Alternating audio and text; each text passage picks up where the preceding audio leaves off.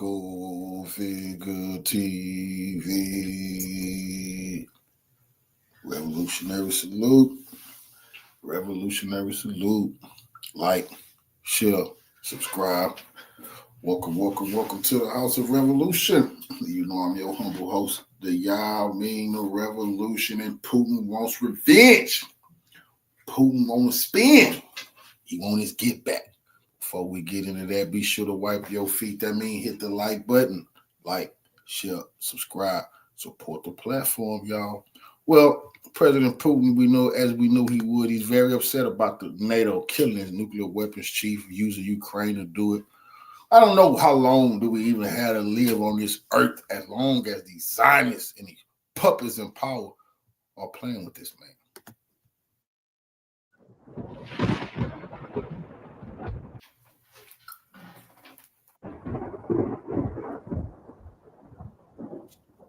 Salute, big bro.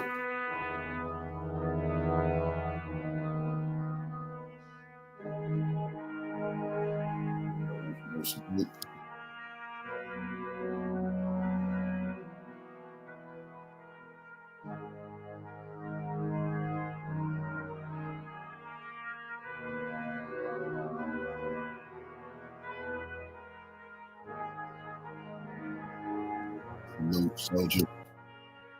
On the morning of December 17th, an explosion occurred on Ryazansky Prospect in Moscow, as a result of which 2 people were killed. Later it turned out that the dead were the head of the Russian Army's Chemical Weapons Division, Lieutenant General Igor Kirillov, and his assistant, Ilya Polikarpov. The only survivor of this terrorist attack was the general's driver. Now he is in serious condition at the Moscow Central Clinical Hospital. The hospital authorities are doing their best to save his life.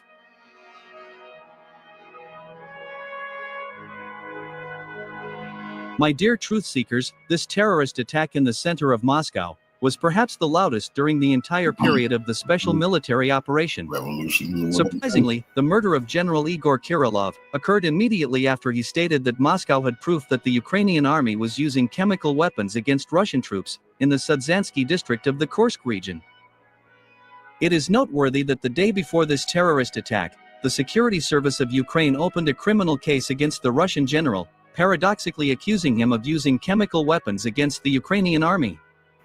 Well, as the saying goes, he who denied... They arrested the guy who did it too. He giving all the information of it. You know, he letting them know it was the U.S. They made him do it. NATO, he didn't want to do it. NATO forced him to do it. Supplied it. Against this backdrop, the prosecutor's office and the Security Service of Ukraine worked very quickly. As soon as the Ukrainian prosecutor's office officially declared the Russian general guilty, 10 hours later an explosion occurred in the center of Moscow, which claimed the lives of Igor Kirillov and his assistant Ilya Polikarpov. Later, the investigative committee of the Russian Federation officially announced that all the traces of this terrorist attack led to Kiev. According to Russian investigators, the main customers of this terrorist attack are the current representatives of the Kiev regime. And given the fact that the Kiev regime, led by Vladimir Zelensky, cannot even fart without the permission of its masters in the West, it is safe to say that the liquidation of the Russian general took place on the direct instructions of the West.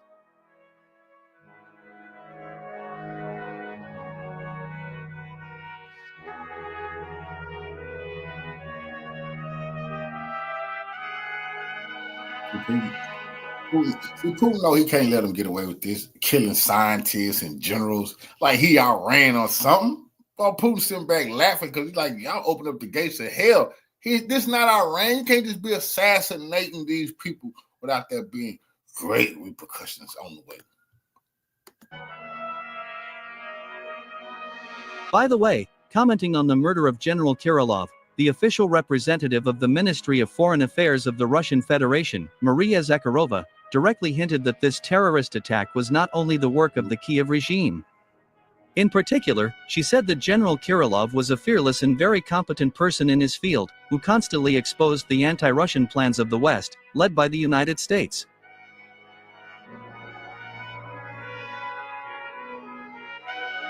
For many years, the head of the Russian Army's Chemical Weapons Division, Lieutenant General Igor Kirillov, systematically and with facts in his hands, exposed the crimes of the Anglo-Saxons around the world. Britain's manipulation of banned chemicals, and provocations in Salisbury and Amesbury. NATO provocations with chemical weapons in Syrian cities. The lethal activities of American biological laboratories in Ukraine. The world learned about these West crimes only thanks to the work of General Igor Kirillov, who always fought for his homeland and the truth, Maria Zakharova said.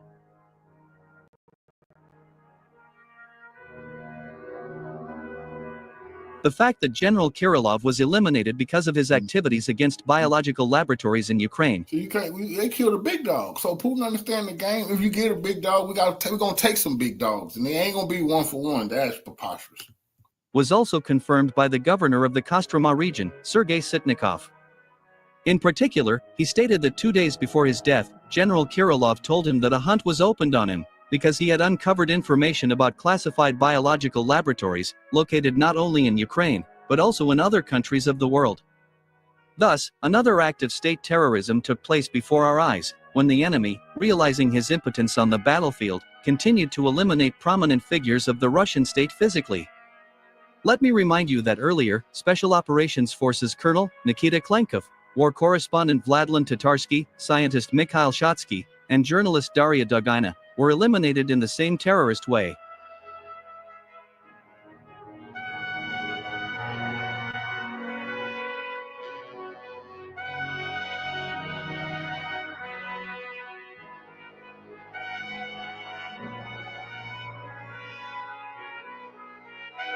Against this backdrop, the head of the Russian Security Council Dmitry Medvedev called on Vladimir Putin to stop taking kindly to representatives of the Kiev regime, led by Zelensky. According to him, the military political leadership of Ukraine should be destroyed as soon as possible, since Kiev is the main customer of the assassination of General Kirillov.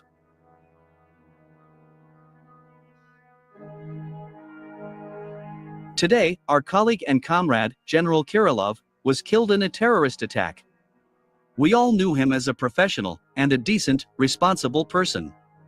General Kirillov was an officer devoted to his duty and oath. Russia's enemies were quick to admit their involvement in this crime. We need to do everything to destroy the customers, who are in Kiev. We know these customers very well, they are the military political leadership of Ukraine, Dmitry Medvedev said.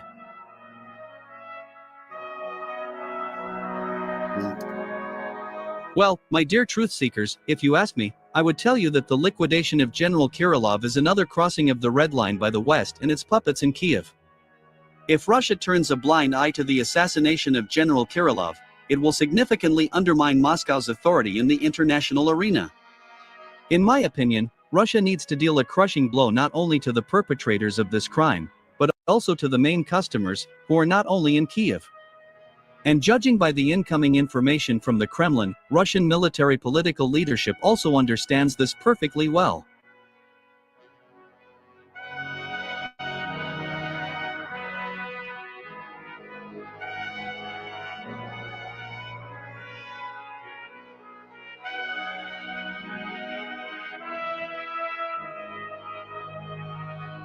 So, a few hours ago, insiders in Moscow said that Russian President Vladimir Putin ordered to cruelly take revenge on the West, Kiev, for the death of General Kirillov.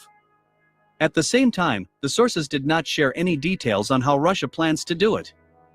Simultaneously with this, insiders in Kiev confirmed that immediately after Dmitry Medvedev's statement about the need to destroy Ukrainian military political leadership, the head of the Kiev regime, Vladimir Zelensky, asked Washington to tighten up his security.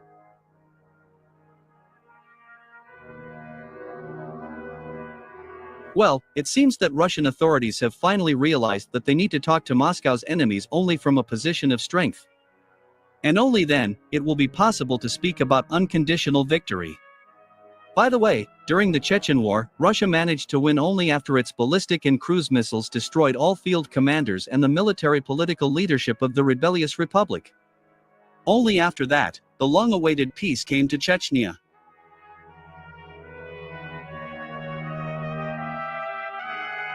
Most likely, Russia will also repeat the same in Ukraine shortly. Against this backdrop, I would advise Vladimir Zelensky and his team to flee to London as soon as possible, since it will not be possible to escape Putin's missiles even in the most durable underground bunkers in Kiev.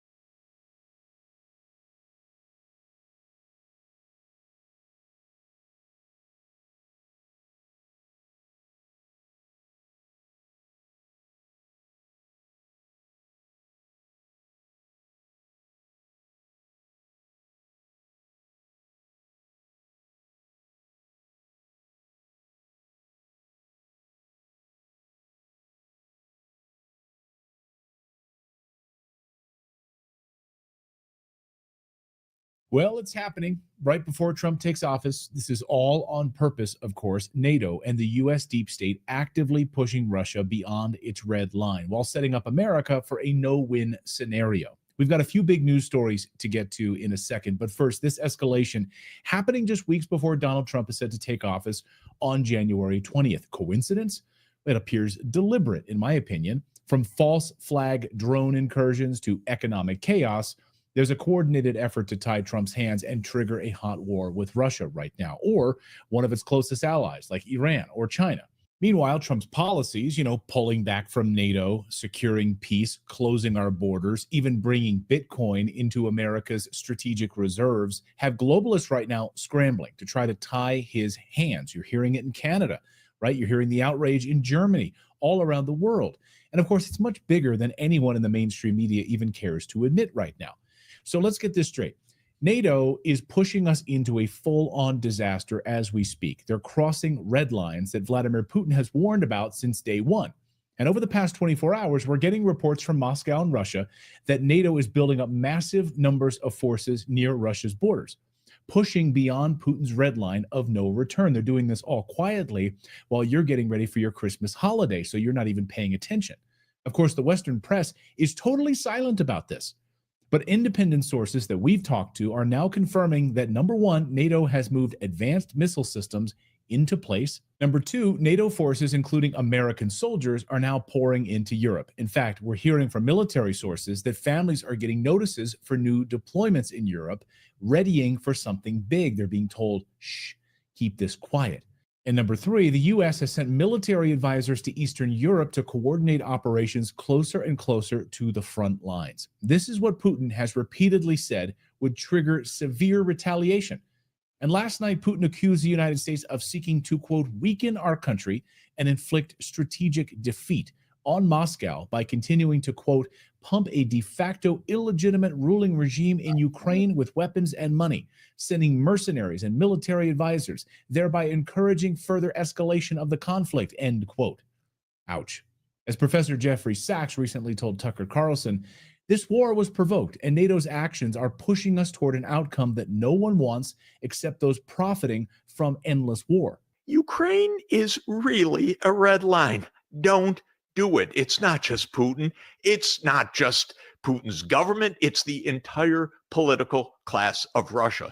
And just to help all of us as we think about it, it is exactly as if Mexico said, we think it would be great to have Chinese military bases on the Rio Grande. We can't see why the U.S. would have any problem with that. Of course, we would go completely insane. And he's right. NATO's warmongers don't care about peace. They care about power and profits. And here's what really infuriates me about this whole thing. This is all happening deliberately. Weeks before Trump takes office, he won the election in a landslide with a mandate. This is to try to force his administration into a corner, forcing him into a war that he doesn't want. Just as importantly, bringing back empowerment will give us a crucial tool with which to obliterate the deep state, drain the swamp, and starve the warmongers, these people that want wars all over the place, killing, killing, killing. They love killing. And the globalists out of our government. We're going to get the warmongers and the globalists out of our government.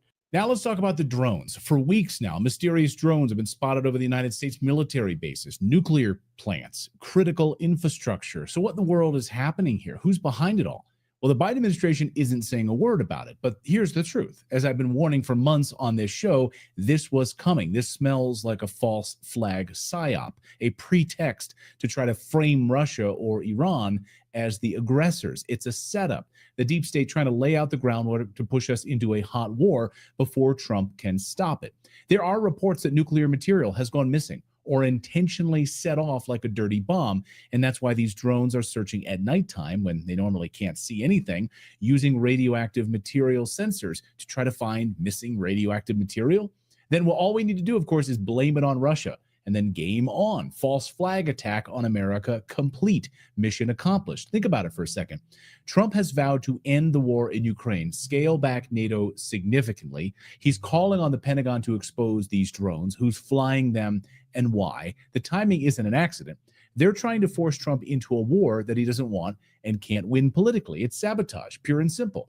Trump on Monday said the Biden administration knows exactly where these drones are from. Can you comment on the drones that are flying around New Jersey and the ports? And it seems like the American people have a big disconnect. The government knows what is happening. Look, our military knows where they took off from. If it's a garage, they can go right into that garage. They know where it came from and where it went. And for some reason, they don't want to comment. And I think they'd be better off saying what it is. Our military knows and our president knows. And for some reason, they want to keep people in suspense. But it gets worse, because if you're still wondering how deep this rabbit hole actually goes, look no further than the economy. The Biden administration has been outright lying to the American people. And I'm not being hyperbolic here. The Philadelphia Federal Reserve just revealed that every single job that Biden claimed was created in Q2 was fake. That's right. All of it a lie. 0 jobs, nothing. They manufactured the numbers to sell us the illusion of a booming economy, while hardworking Americans struggle with sky-high inflation, crippling interest rates, and collapsing small businesses. It's all a lie. It's infuriating. These lies are deliberate. The economy is not fine, no matter how many press conferences they hold. They're terrified because Trump has the solutions. Peace through strength, not endless war. Reinvest that money back home. End all of these regulations. Sovereign economic policies that put America first. Ending deep state control of the country. Giving Americans the power to use whatever currency or alternatives they like Bitcoin and gold, to settle transactions. So now we get to the part that's sending shockwaves, though, through the system. Trump's bold proposal to bring Bitcoin into America's strategic reserves. This was like a bomb that went off in Washington. It broke earlier this week that Trump is seriously considering Bitcoin as a hedge against the collapsing US dollar. The result? Bitcoin skyrocketed to $107,000 per Bitcoin. Bitcoin and crypto will skyrocket like never before, even beyond your expectations. And it's just the beginning. Now, why is this so important? Well, because Bitcoin represents financial freedom outside the corrupt Federal Reserve system. It positions the United States as a leader in the new global crypto economy. And even if you're not a big fan of Bitcoin, cryptocurrency, the ability to transact the way that you want to, in secret, in private, and do it yourself, that is freedom. And most importantly, it strips power away from the deep state and these centralized bankers that want to track everything you do. That's why the establishment is losing their ever-loving minds this week. Trump's plan threatens everything they stand for: endless wars, financial manipulation, total control. Add to that his vow to pull back NATO, secure peace, and expose the drone PSYOP program. And you can see why the deep state is panicking. They are pissed. Bottom line, NATO is pushing us into war with Russia before Trump takes office. Biden's economic lies are collapsing in real time, and the deep state is using false flag drones to manipulate us or hide something, hide their real agenda. We don't know exactly what it is. They are desperate to try to stop Trump before January 20th because his policies, peace, financial sovereignty, exposing corruption, threaten their entire agenda. It's disgusting. As Professor Jeffrey Sachs just warned, we are sleepwalking into catastrophe because the people making these decisions aren't accountable to the American public. We need to wake up, folks. We need to stay informed. We need to stay vigilant. Don't let them drag us into a war that we can't afford. Don't fall for these false flags. So that's the news update.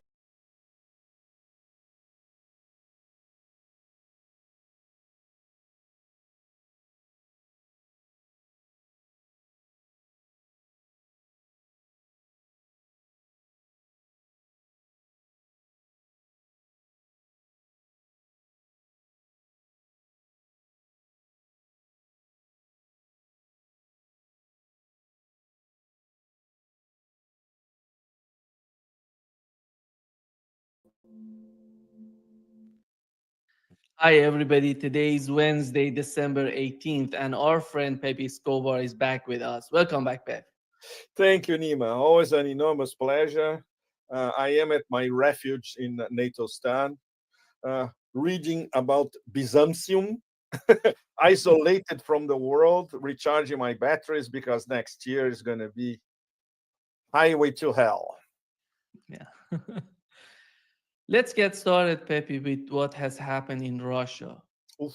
with this assassination of a very important general, and in my opinion, by far was the most important figure that was assassinated by Ukrainians. He was. Yeah. How did you find it, and what was the importance of this for Ukrainian, and who's behind this, in your opinion? It's a connection between Big Pharma, NATO stan, and NATO stan, mostly US, but also NATO in Europe and Kiev. No question. Once again, using patsies. The investigation was very swift. The Russians are very good when. But Putin already warned them that they would not be blowing up shit in Russia and killing people in Russia and blaming Ukraine. You see, these people playing a dangerous game. Putin already warned them because he's already like, you think I'm going to let Ukraine kill everybody in Russia with U.S. Intelligence, U.S. weapons, NATO help, and then we just handle Ukraine and we knowing y'all the ones done it? He not already warned them. They're not going to get away with this. When something like this happened, because usually they put the pieces back together in a matter of less than 24 hours. And in this case, it was on the same day, literally. They identified the actual perpetrators, the guys who rented the scooter, the guys who rented the van, the whole thing. Of course, it was a typical Kiev dirty ops, somebody pressing the button outside of the perimeter, of course, and then exploded the scooter. One of these guys, he has a public face already. The other one is kept in the background. He's an Uzbek, born in 1995, very low IQ. Probably he didn't know that he was being manipulated. And this is how they do it. It's like the guys they recruited for the Crocus attack.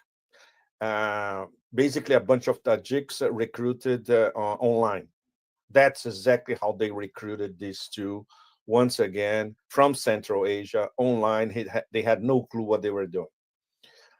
The most important thing, Nima, and all our audience, Lieutenant General Igor Kirillov, he's immensely important, not only in the Russian military sphere as an investigator, but from the point of view of the whole global South.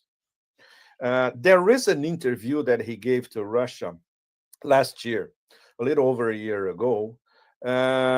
Let me just quote a little bit from. Big time for this one. Let me find it first of all. I put it on my Twitter X and on my Telegram. A little bit of this interview. Basically, he was outlining how Big Pharma and the US government rule the world, literally, in terms of manufacturing biological crisis. So Big Pharma and the US government, they had a very good reason. He was a thorn on their side all the time. He basically uncovered the whole system of biolabs, the American biolabs in Ukraine. They sent all this documentation, facts, reams of paper, factual, names, dates, locations, etc., to the UN over and over again. And guess what happened? Completely blocked at UN, vetoed by the US, because this implicated the US. Never forget, Hunter Biden is tied to those biolabs. I think the whole Hunter Biden thing is some type of intelligence operation on the American people in the world any goddamn way. Those videos of Hunter Biden smoking crack and video, it's just all too convenient that he was recording all that and putting it out there. It's like he's saying, pay attention to me and everything I'm doing. Look at me. And he was the fall guy who got pardoned. In detail, with names, numbers, facts, and locations over and over again. Let's say the archipelago of biological war, where the United States government is directly implicated, weaponizing it, financing it, etc. and especially all across Ukraine, which they discovered in detail. So Kirillov was, I would say, probably military public enemy number one for Big Pharma as a whole. It's an Atlanticist connection, and the US government, of course, by the Democrats specifically. And Kirillov, he was one of the first who came up with definitive proof that COVID-19 was a US government operation. So this gives all of you the impact of Kirillov. Yeah. Of course, most of it, everything is in Russian. It was submitted in Russian, but you find translation of his work everywhere, including in Russian Telegram channels everywhere. So it's very easy to find. You won't find the evidence in mainstream media in the West. Forget it. And in the West, very few people knew who Lieutenant General Igor Kirillov was. It doesn't matter. Killing him is not going to solve the problem from the point of view of Big Pharma and the US government, because there are other Russian officials working under Kirillov that are as competent as he is. And the documentation is already there, and the documentation is at the UN. He was entered at the UN by Nebenzia, the permanent Russian representative. So sooner or later, maybe much later, because the US government will try to block it everywhere, this will surface all over the global south. So his work will, of course, outlive him. But the modus operandi of the assassination is typical of those goons in Kiev. I personally recommend it. Of course, a lot of us independent analysts voicing our opinions directly to Russian connections and channels. We are saying, look, there's only one appropriate response. Send a bloody Oreshnik to Bankova in Kiev, then they probably will get the message. And if they won't, send more. Because it's not an accident. This is happening now, Nima. There's only 1 month before Trump comes to power. They are desperate. They are beyond desperate. They need something before Trump comes in, a rash Russian response about anything. So they are attacking Crimea Bridge again, you name it. They're trying everything in the book, outside of the book, you name it. They want a rash Russian response so they can turn the narrative around and blame Russia once again before Trump comes to power.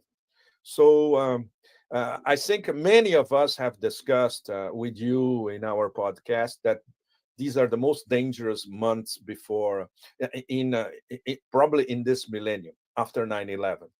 And we still have 1 month ahead of us. And these people are scared, they are dangerous, they are out of control. They know that some things might change after January 20th. And their window of opportunity to cause mayhem and to cause Russia to lose their cool, which they won't. It's not Putin's modus operandi. It's only 1 month left. When you look at the chain of events so far, we had Syria, Georgia, Romania, and it seems to me that they're all designing all of these conflicts in order to put something problematic in the hand of the Trump administration, because the main goal is Ukraine and the way that they want to continue the conflict in Ukraine. But do you find it right now, the way that Donald Trump is talking about the conflict?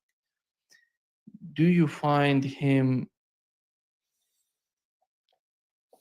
in a way that he wants to put an end to the conflict? Because the way that he's talking, it seems that he's receiving false information from the intelligence people. How do you see Donald Trump right now, and the way he was before 2024 presidential election and the way that he's talking about it right now? It's an enormous interrogation point, Nima. Yes, he's receiving a lot of false information by silos inside the deep state, which hate him by definition. In fact, it's in fact organic from these people. And these people are tied with the Democrats, of course. At the same time, his advisors, to put it mildly, they are not exactly brilliant. And obviously, their ideas to have a ceasefire, between commas, and a sort of the beginning of a negotiation or solution for Ukraine, everything that is leaked so far is literally a joke. The Russians are going to read that and say, try again. Because the Russian conditions have been explicit for a long time, especially after that famous meeting, Putin meeting in June 24, if I remember the date correctly. Everybody knows the Russian conditions. And if they are not met, they will continue the war on the ground, in the battlefield. And from the point of view of the Minister of Foreign Relations, even Lavrov started saying this, in fact, a few months ago already. The war, the SMO, Special Military Operation, will be decided in the battlefield. That's it. We are, of course, they keep, and it's true. We heard this from Putin. He said that in Vladivostok. I remember I was there. He said that at the Valdai Club. We are open for everything, but the Americans know our conditions. So that's it. We start from there. And we're not going to accommodate ceasefire, postponing, peacekeeping forces, all that crap that is being discussed, especially here in Europe. Forget it. That's not it. And that adds a pressure for the next few weeks to the people who are still theoretically running the show. Obviously, it's not the crash test dummy in the White House, the Biden combo behind. And they are absolutely out of control now. As you mentioned, Georgia, Romania, Syria, Ukraine, everywhere. And Trump is, it depends. He's transactional, but it has to be a transaction in his own terms. For instance, I would love to see Trump haggling in a carpet bazaar in Iran or in Turkey. He would have a hard time with these guys, because as a customer, it's always a win-win when you are haggling to buy a carpet. And you have to respect the other side. And the other side, they are very good negotiators. And Trump always wants to win because he always wants to proclaim a win. The art of the deal, from his point of view, is Trump winning a deal. It's not like that. Deals, when they are made in all over West Asia, for instance, and in China, in the East, both sides win. It's the Chinese definition of a win-win. And for Trump, it's not necessarily like that. It's something very, very American. We always have to, we are the greatest, we always win. This is in the American psyche, and he's a product of that. So the fact that he at least respects Putin and he listens to Putin is a plus. That doesn't mean that he will listen to Putin telling him, look, these are our conditions. Shall we start discussing under these terms? I'm not sure Trump is going to accept it, and especially the people behind him. Because behind him, we have a lot of mega Zionists, most of them, in fact, and people who have minimal knowledge of international relations, and especially how things work in the relation between Europe and Russia and the post-Soviet space. That's very complex. We cannot even talk about Europeans won't even be part of this conversation. Look at the batshit crazy Estonian chick, which now, in theory, represents almost 500 million EU citizens and voters. She's an unelected idiot, and she is chief of foreign policy for the European Union. Even the Americans, when they look at it, they said, oh, these people are really a joke, So the thing is, Trump may try to find his solution for Ukraine, where the bulk of the price to be paid will be paid by the Europeans, not by the Americans. And that's for sure. We still don't know how this is going to be the final equation for it.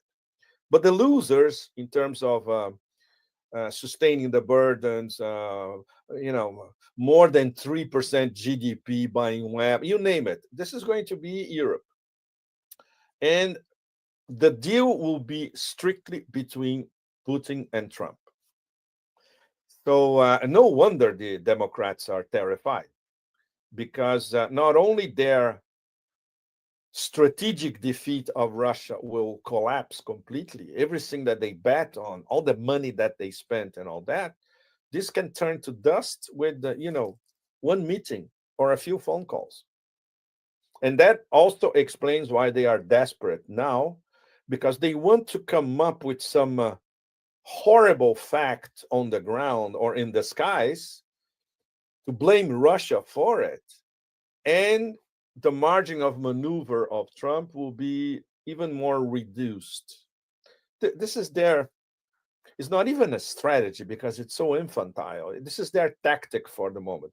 The problem is that they are attacking everywhere, including, this is very, very serious, a direct attack on a top Russian military figure inside Moscow. Look, we had so many red lines before, but this is among the top red lines. And it's also a trap. And Putin is carefully considering how to respond.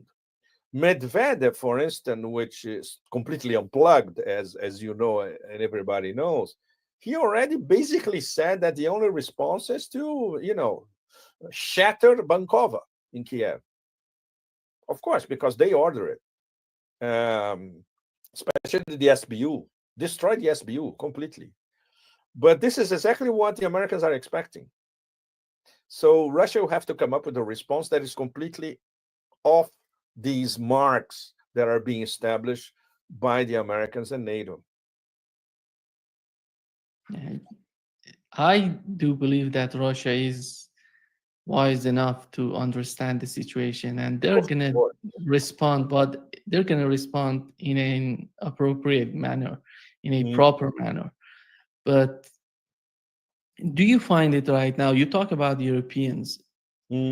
Is the way Donald Trump talking about Europe and they're thinking about Europe concerning for Europeans right now? If they would understand Trump speak, Nima, they would be even more scared than they are now. They don't understand Trump speak, and their instinctive reaction is to demonize Trump or dismiss Trump or describing as the American dictator and all that. They don't get Trump. They don't understand Trump. It bypasses them completely. Because if they have let's say they are still in the independent thinkers in Europe, especially in Italy and in Germany. Very few here in France. Very, very few. You can count them in your, with your fingers. They see that from the point of view of Trump and the people around him, Europeans are going to be what the Americans call dog's lunch. It's going to be a dog's lunch. Anything that will be decided by the Trump administration, the Europeans will have to pay for it. And the Europeans will lose because they are dismissed as weak, unreliable, and collateral damage, essentially. And that applies to everything, from Ukraine to commercial war, trade war, tariffs, you name it. There are people, for instance, that they want to do everything to devalue the euro even more than it's actually devaluing little by little. They want the euro to reevaluate the dollar-euro exchange rate because they think that the Europeans are dumping. They are practicing dumping. And of course, in terms of paying for whatever remains of rump Ukraine, Europeans will have to pay, not the Americans. So obviously, the think tanks, the media, the political leadership across Europe, they simply don't understand all that. And independent thinkers, they are extremely worried because they know that Europe will pay the price. Whatever happens during Trump 2.0, Europeans will pay the price. And on top of it, Europe as a whole is in debt, in political turmoil. For instance, here we have a new prime minister in France. He's probably going to last another 2 or 3 months. It's not going to last long. It was the dream of his lifetime dream was to become prime minister. It's not going to last long. And he was the only one left, just to give an idea to all of you. Nobody wanted to become French prime minister at this juncture because it means you are relying or you need to talk to a little king that is despised by virtually 90% of the population. In Germany, the whole thing collapsed completely. And because the Germans are so passive, the other day I was comparing Nietzsche, Schopenhauer, and even Bismarck to what German is nowadays. It's absolutely appalling. They should be ashamed of themselves collectively as a nation. But they are terrified, scared, afraid of losing their jobs, afraid of how they're going to pay for their electricity bills this winter. So obviously there's no political organization, counter organization against everything. We have, let's say, at least two parties, one to the right and one to the left, that could have a good result in the next election. But most of the population is apathetic, completely apathetic.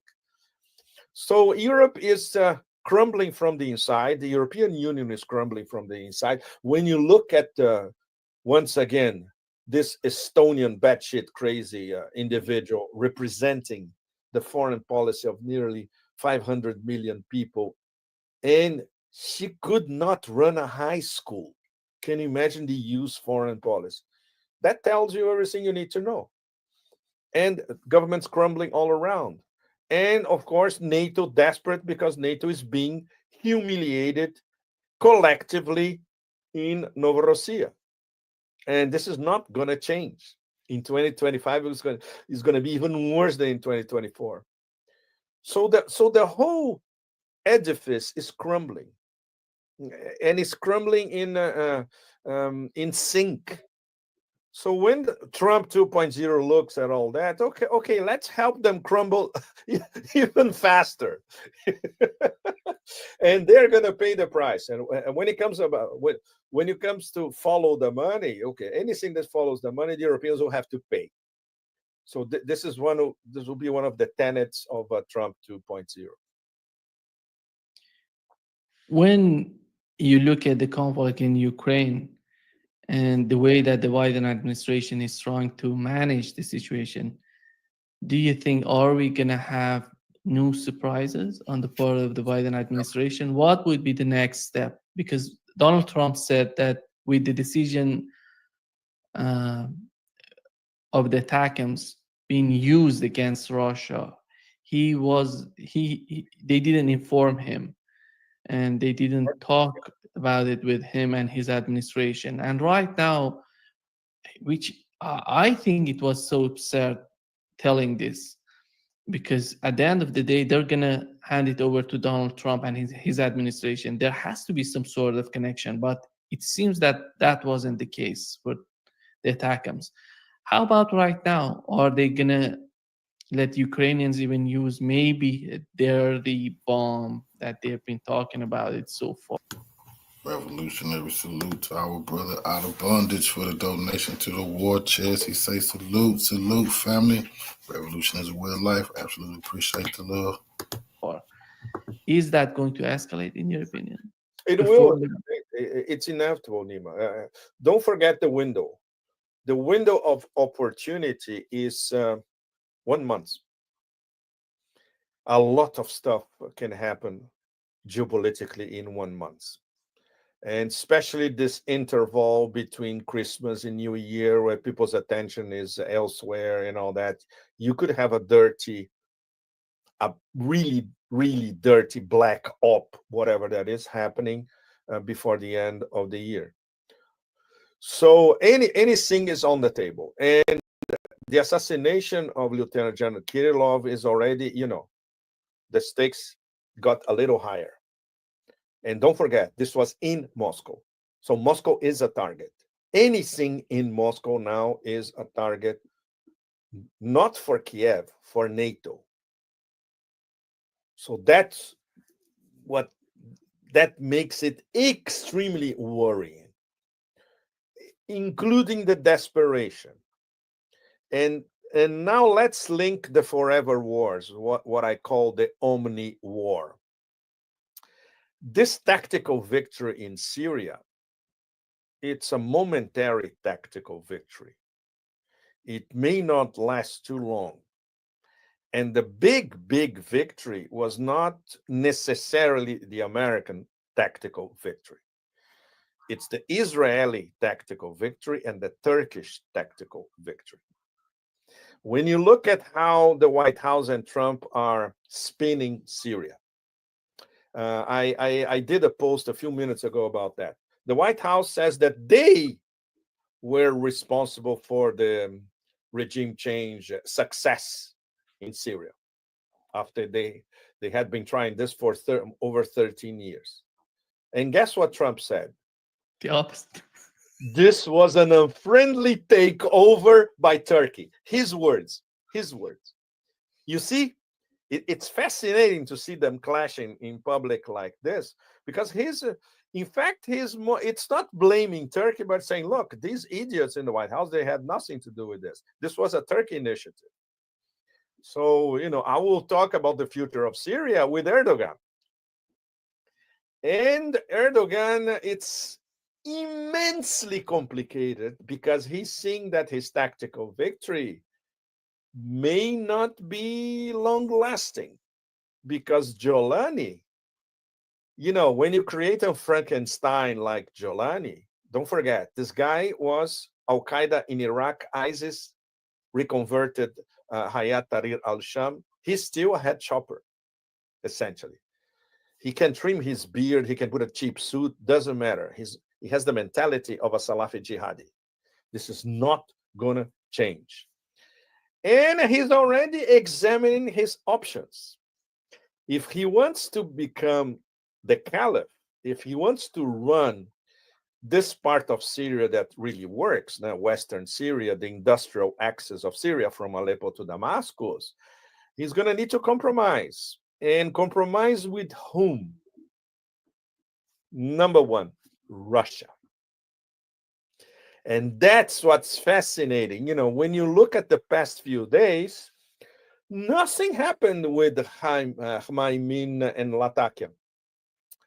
They are discussing. The bases may remain even. The Russians won't need a lot of stuff. They are, in fact, already transporting some of it back to Moscow. They may send some stuff to Libya.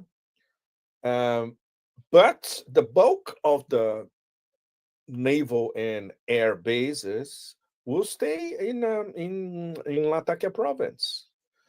And this is being actively discussed. And Jolani knows that he can use this to his benefit. And so the negotiation is not necessarily between Putin and Erdogan directly. The Russians are already negotiating directly with Jolani. Fascinating. And guess what happened the past 24 hours? Hezbollah is signaling that they are ready to start discussing details with the HTS. It's absolutely fascinating. Nobody would expect that early this week. Let's put it this way. It's already happening very, very fast. So Erdogan, what does he have at the moment? He has a window of opportunity of, once again, 1 month to create facts, irreversible facts on the ground, because then Trump is going to pick up the phone, call the Sultan and say, okay, what are you up to in Syria? You have to tell me everything, otherwise I'll block it. These are the facts, and compare all that to what the Americans already own. The Americans own a little bit of the north and the northeast in the desert. They will keep it. This will be the American sphere of influence in Syria, at least 1/3 of the territory, which is enormous. Okay, there's not much over there. You know, I was looking at the footage that I shot in that part of Syria. There's literally nothing apart a few villages. In fact, it's desert, but oil. So guess who will keep extracting Syrian oil and selling it to Israel, the Americans. I'm sure a lot of you, our audience, know that the oil that the Americans, helped by the Kurds, steal from northeast Syria goes to Erbil in Iraq. And guess who buys it with an enormous discount? Why the discount? Because the oil is free. So the Kurds still make money out of free stolen oil, and then they sell it with a huge discount to Israel. So this triangulation will continue. So who wins? You know, the Americans, the Kurds, and Israel. This is not going to change. Well, the South. Israel continues to annex territory illegally beyond the Golan. Now they are in the southern Damascus countryside already. We don't know where they're going to stop, if they stop. This will continue. They are annexing land illegally in southern Syria. This is not going to change. What's the Jolani reaction to all that? For the first time, we had him saying meekly like this, you know, trembling a little bit, Israel, please don't annex too much, you know, behave. But that's a start, you know. We cannot see a bunch of Salafi jihadis and a lot of associated Salafi jihadis in this gigantic mob looking at Israel annexing Syria territory and liking it. No. This thing is going to explode sooner or later, right? And then the Jolani equation itself. He will need to compromise, and he's already starting to compromise.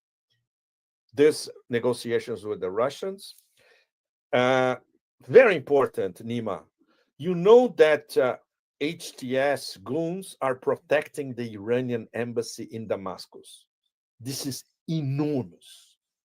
This is enormous, enormous. This proves to all of us that there are underground contacts, obviously. And nobody will spell it out. Obviously, you won't hear Tehran saying, look, we're talking to HTS. No, but it's happening. It's happening as we speak. It's an immensely important development. So Jolani, if he wants to become a caliph of Al-Sham, which is his dream, right? Because, of course, of the whole Turkish operation, which started in Aleppo and then became most of the country, he will need to compromise. He will need to compromise with the Turks, with the Russians, and with the Iranians. Can you imagine Jolani involved in the new Astana process? So we can call this Astana process 2.0. Now it's Jolani and the former three Astana process. And it's happening already. It's happening. Underground, very discreet, right? So when the Americans look at all that, they are starting to freak out because they won't be able to control and run the whole of Syria, which was their...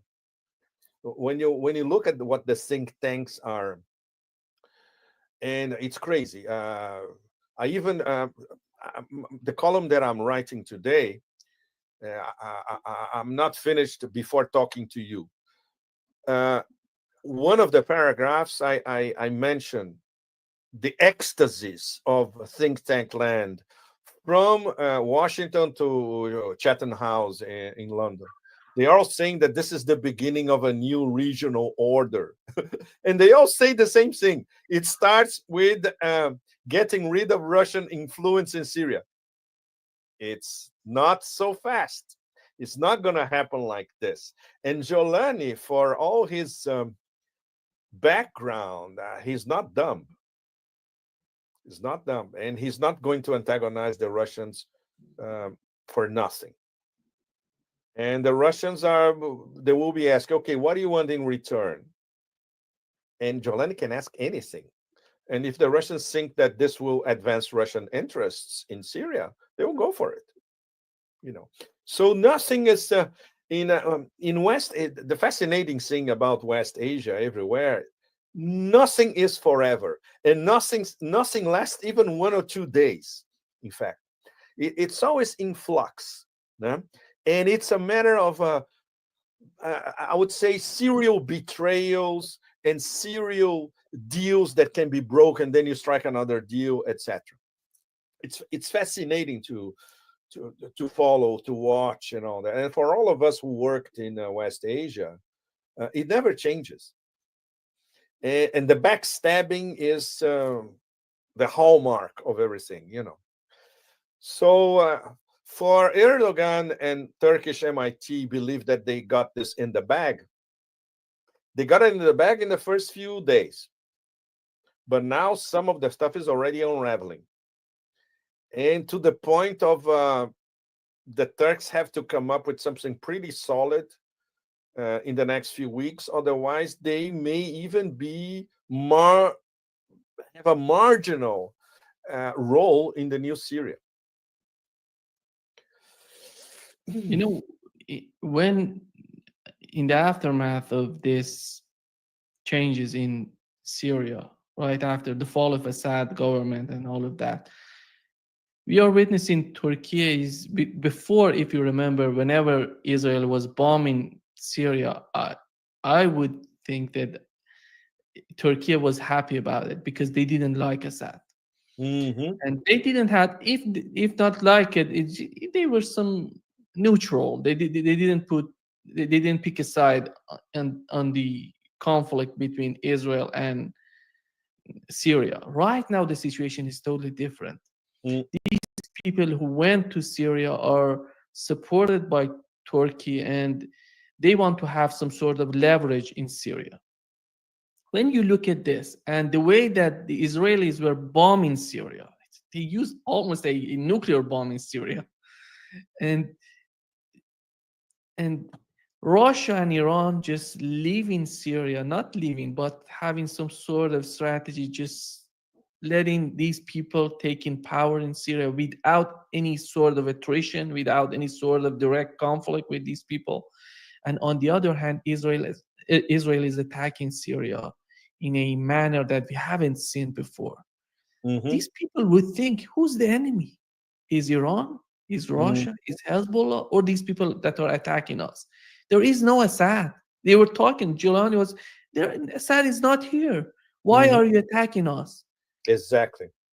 They would understand it's all about territory. It's not about Assad. They want to expand Israel. And this is a huge problem. And this is turning right in front of our eyes, Dima, what you just described. And very, very fast. Very, very fast. Even low IQ Salafi jihadis can see what Israel is doing in Syrian, until now, sovereign territory. And they can draw their own conclusions. Absolutely. Not only Jolani, people behind Jolani. Absolutely. And the Turks as well, they're looking at it. They said, well, oops, we were not counting on this. Of course, Israel always counts on it because the only thing that Israel knows what to do properly is kill and annex territory. They are a killing machine, basically geared towards expanding Israel. It's Israel 1 inch at a time, 1 kilometer at a time. This is the only thing they do, in fact. And obviously killing everyone in between. So if they didn't win in Gaza, which they didn't, if they didn't win with Hezbollah, which they didn't, they think they can win in Syria, and they won't. For different reasons in these 3 cases. The problem is the destruction, the havoc that they wreak is always horrible. But the backlash against them in Syria will happen. It's inevitable. It will happen. Not at the moment. We're still in the first few days after the fall of Damascus, and all the players are trying to understand where the game is going next. So in a sense, we can say that Ayatollah Khamenei saw where the game might be going, and Putin saw where the game might be going. And that explains to a large extent why at the last minute, literally, they tried everything up to the last minute. All of us, we have been talking about this for weeks. And then they say, no, it's pointless. Okay, they want Syria. Okay, let them come and grab it. And then they're going to be in a quagmire. And we'll be out of it. We'll be just observing. And then at the right moment, we'll come back. So this is an extremely plausible scenario. It's not a deliberate trap. No way, because Russia knew that they, to a certain extent and in several degrees, they would suffer a strategic defeat, no question. And Iran, the same thing. But the difference is, the number one difference between Moscow and Tehran and Washington, Brussels, and I would say Ankara as well, is that they see the larger chessboard, the big picture, and they think ahead. And these other three, they don't. They definitely don't. So, this mood of dejection that many of us felt, and most people around the global south felt in the first few days, during and after the fall of Damascus, now it's turning, because now we can have a more realistic appraisal of how complex the game is.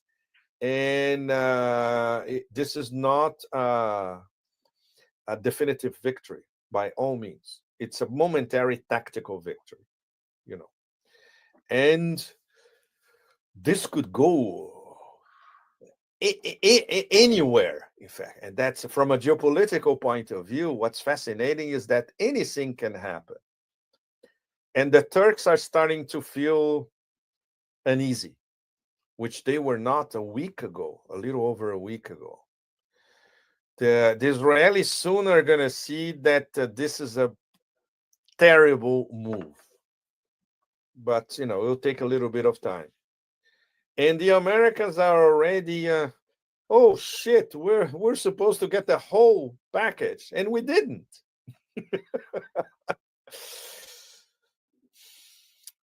Well, in terms of the new geopolitical equation, Nima, it's absolutely fascinating. The horrible, ghastly, horrible, and very, very sad part is that the Syrian people will pay the price once again for all that. But for the moment, for instance, we're not seeing widespread massacres. There are mini massacres here and there, but not a widespread massacre so far. So we can, and I would say we can assume with a certain degree of certainty that Jolani is trying to rein in the troops. The problem is he doesn't control this rent-a-jihadi mob. He may control HTS, but HTS was, let's say, the vanguard of the Turkish op to conquer Aleppo and beyond. But there are more than 20 different outfits, all sorts of Salafi jihadi obscure entities and all that, with their own agenda and with a lot of crazy mercenaries, very well weaponized inside them. So this can go literally anywhere. It can be a bloodbath all over the place. Even Jolani could become a victim in the medium term. And this aligns what's very, very dangerous, this new mishmash. This aligns with what the Americans and the Israelis essentially want for Syria. The big picture from Washington and Tel Aviv point of view is an enfeebled, weak, disaggregated, fragmented, demilitarized, anarchic Syria. For the moment, this is what they're getting. But don't forget, nothing lasts forever in West Asia. There will be a resistance. And this resistance, for the moment, it's too early. But there will be a resistance. There is already an embryo of a resistance. The Tiger Brigades, who are in the mountains of Latakia, about 1,000 or so soldiers, the best fighting forces of the previous Syrian Arab army. This is the embryo of the resistance. Let's see how they will be helped by we know who, right? Short term and long term. Hezbollah, they are, don't forget, Hezbollah is reorganizing, rebuilding, rejuvenating, and they are going to find another supply route bypassing Syria. It could be through Jordan, for instance. They can easily do it through Jordan.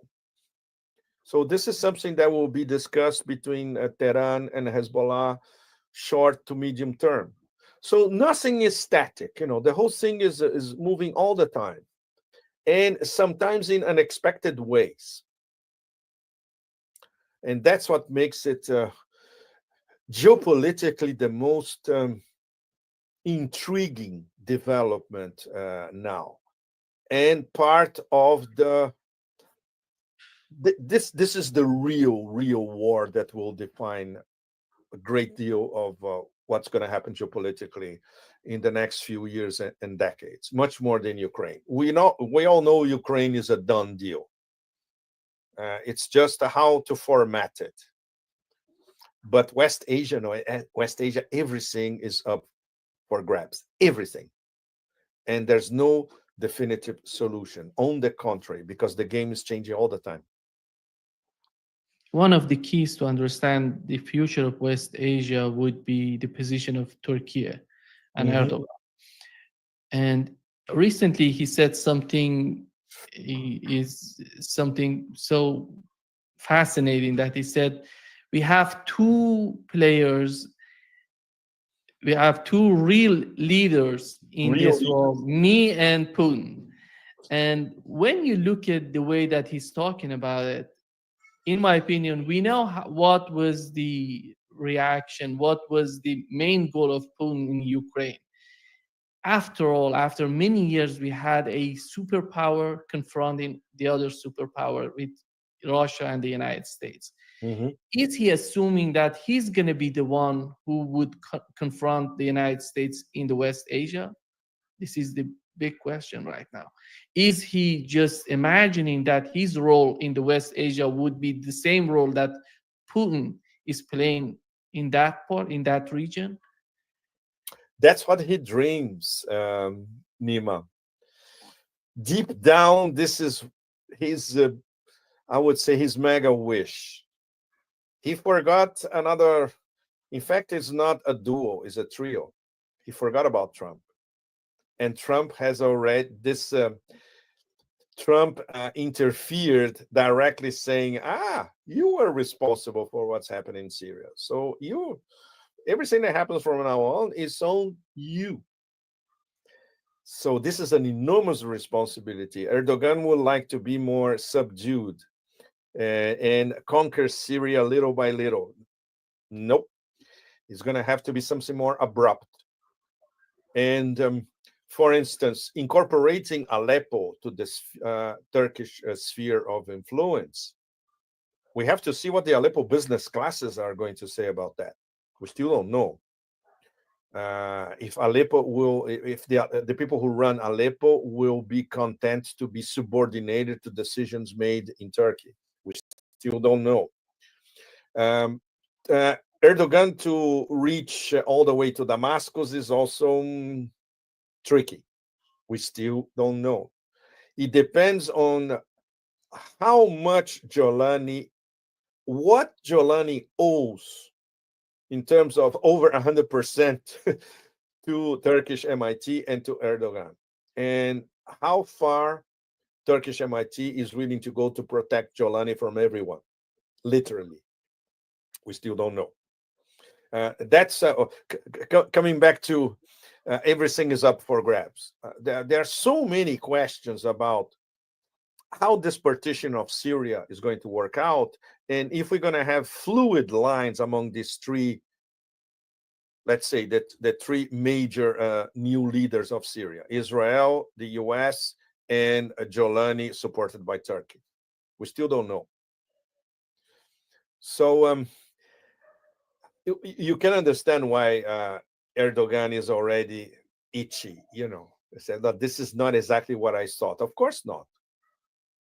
Of course not. And Syria is immensely complex.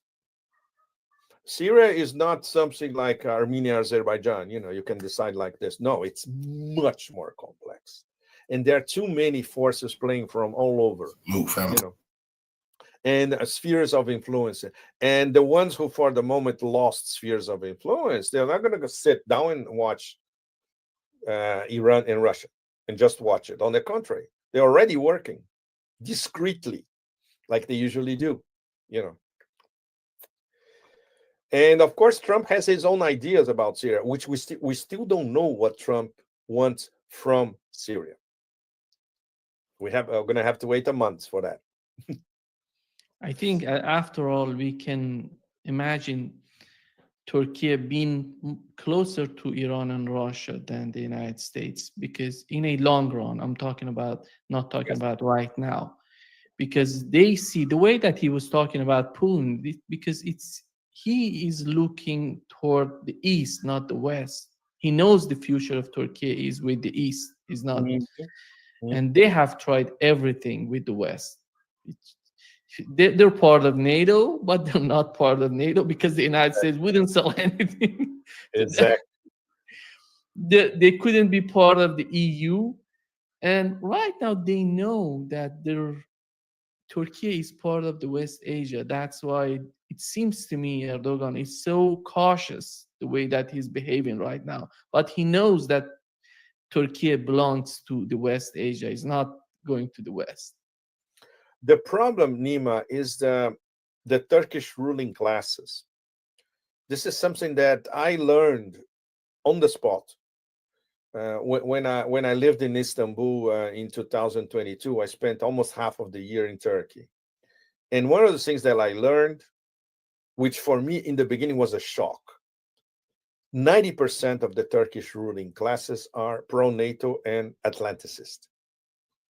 So whatever Erdogan thinks, he has to compose with the people who have the money, who have the power, and who have the wealth, and who control most of the Turkish economy. Sorry. And of course, he looks at the East and said, I cannot be just a BRICS partner and an observer at the Shanghai Cooperation Organization. I have to be at the table in both. For the moment, that's not the case. And he knows about the energy military relationship with Russia, and he knows about the long-term strategic relationship with China. He looks at the Chinese New Silk Roads, the international North-South transportation corridor, which does not include Turkey. So everything that is moving in Eurasia, Turkey is absent or a spectator, right? What the Organization of Turkic States actually does in Central Asia is practically nothing. This is also something that I saw for myself in Uzbekistan, in Kazakhstan, and Kyrgyzstan. The presence of Turkey in these three is minor. Compared to Russia and China, is minimalistic, in fact. And Organization of Turkic States is not necessarily about geopolitical influence. It's to make deals. It's a trade commercial thing. Let's make more deals in Central Asia. For the moment, they're not making too many deals, a few. Basically construction, you know. It's something that I saw, for instance, in Turkestan, in southern Kazakhstan. Everything that is being rebuilt is Turkish construction companies. But this is, compared to the enormity of Kazakhstan, it's not much. And compared to Russian and Chinese investments in Kazakhstan, it's not much. So, you know, when he looks at how Eurasia is developing and congregating, uniting, etc., and Turkey is basically outside of it, he has to be worried. He will never have that kind of he would never have that kind of influence if he were in a closer relationship with the West. First of all, because from the point of view of the EU, Turkey is out. It would never be admitted in the EU. Everybody knows that. And obviously, from the American point of view, the only thing that matters is that NATO's eastern flank is Turkey. Nothing else matters for the Americans. So you are reduced to the role of a secondary colony if you align with the West. Obviously, try to argue this with the people who follow the money in Istanbul in a dinner talking to the people who run the show. They'll say, no, our relationship is with the West. We are part of the West. You know, everybody from the West comes here and all that. No, it's not like that. In terms of, and Erdogan thinks in terms of spreading Turkish influence, no? It's not going to be going west. It's going to be going east. So he is in a bind, absolutely. And if there is a post-Erdogan, post-Erdoganism situation, this thing can, turn completely, because it will be a government that will be looking towards the east, more towards the east. The thing is, how are you going to manage the Turkish ruling classes? Once again, it's always the same problem everywhere, no? Muito obrigado, Pepe. Grande prazer, como sempre. E Feliz Natal. Enorme prazer, querido. Feliz Natal, e essa é a nossa última conversa do ano. Exatamente. I'm telling Nima this is probably our last conversation of the year, because next week I'm disappearing in Italy for art, gastronomy, and outside of all those horrors, because January is going to be highway to hell. So thank you, Nima. Thanks, all of you. Have a great holiday season, everybody. You're going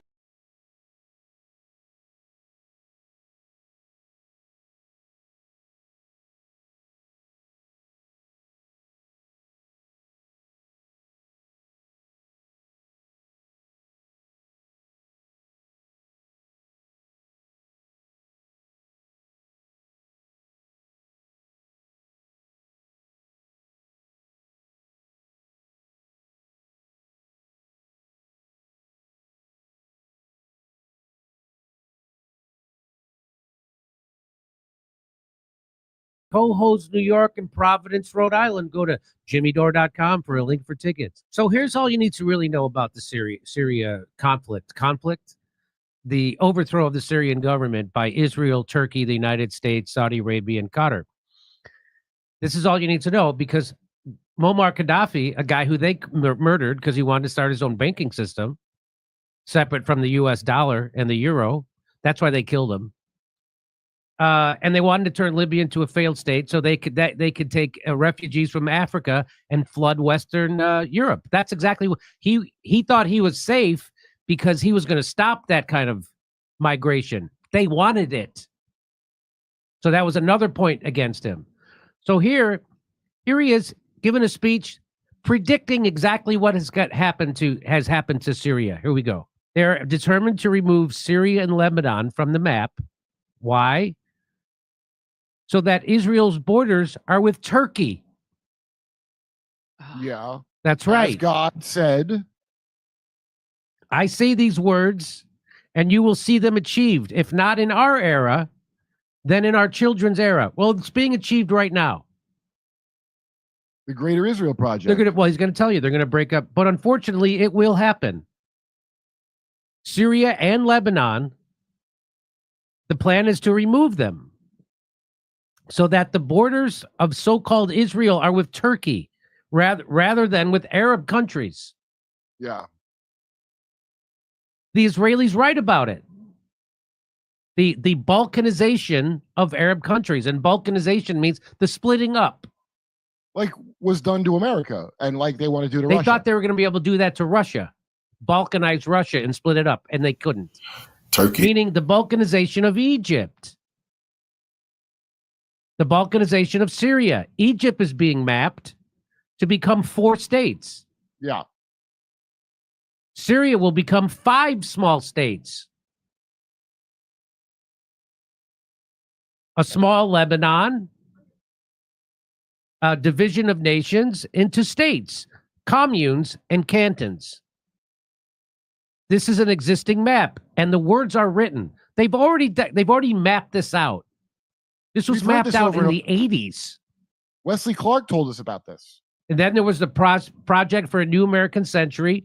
And then you hear, which they said they're going to go into Syria, Libya, Lebanon, Somalia, Sudan, Iran, and Iraq. Clean it out. That's the not last one on the Holocaust list language. now is Iran. And we're doing this at the behest of Israel because Israel Clean it out. They say controls our clean it, Tony government. Clausen. We got to go clean it out. The words are written. And so, of course, they had to murder that guy in the worst way possible. He was trying to set up a different kind of banking system. And so I remember the Gaddafi Mad Dog propaganda thing I watched on Showtime about him.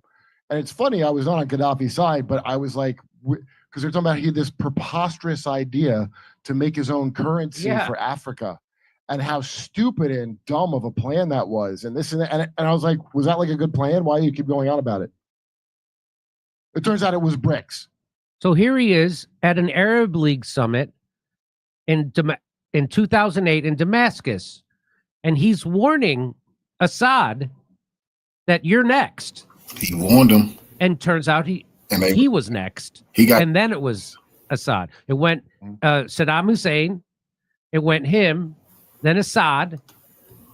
No, what Gaddafi was in the Arab summit telling them was, no, we didn't get along with Saddam, but we shouldn't have, none of us should have backed NATO in the West with attacking him. Because you're going to be next. I'm going to be next. They're going to get every single last one of us one by one. And he went off on the king of Saudi Arabia. I think that's when the Arabs definitely put the hit on him. He told the king of Saudi Arabia, "You a British puppet. Your monarchy was built by Britain." Nobody talked to the king of Saudi Arabia. The king of Saudi Arabia was just sitting there looking at him. Gaddafi was in there checking him. Oh, they also overthrew Egypt's leader. They also did that. That's right.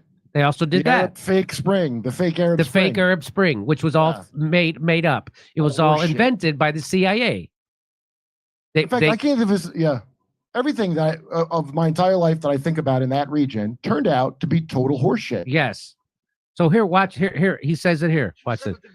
What is the reason for the invasion and destruction of Iraq? The killing of 1 million Iraqis. What is the reason? Let our American friends answer this question. Salute from it. Why Iraq? What is the reason? Is bin Laden Iraqi? No, he is not. Are those people who attacked New York Iraqis? No, they were not.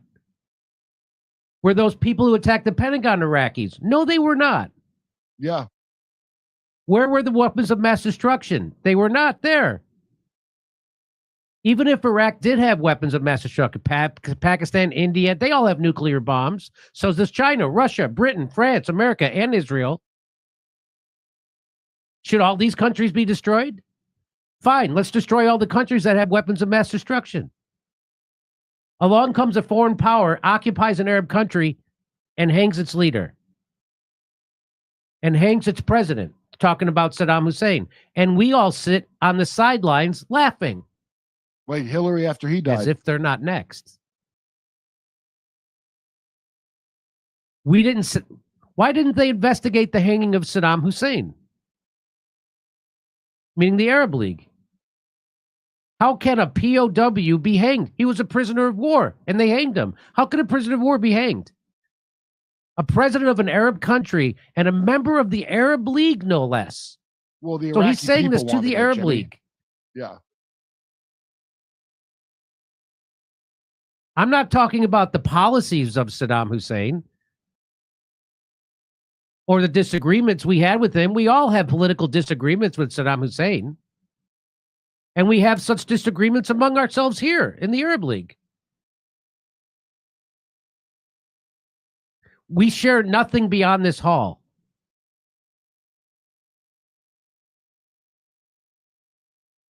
And there's Assad laughing. There's Assad laughing. Why won't there be an investigation into the killing of Saddam Hussein?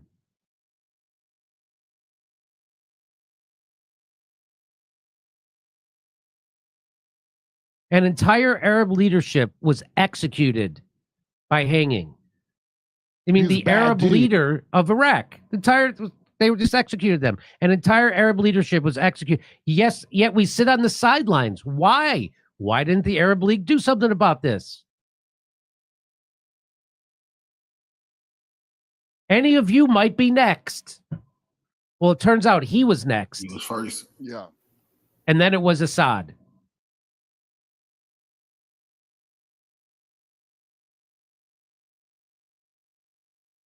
And they're laughing.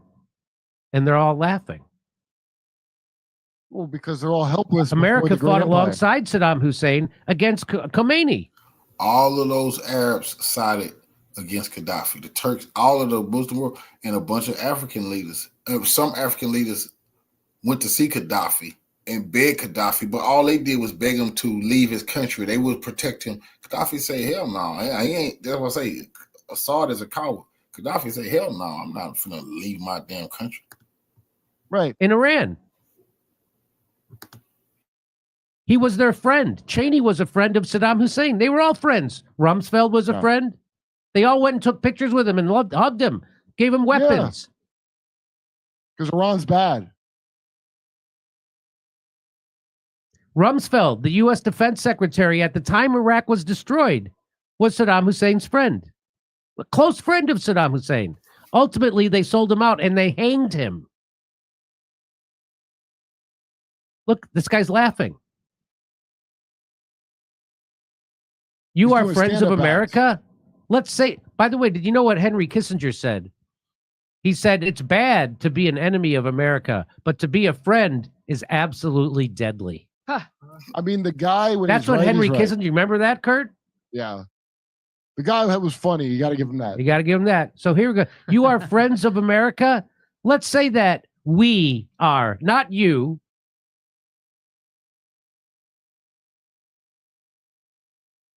But one of these days, America may hang us. And they did.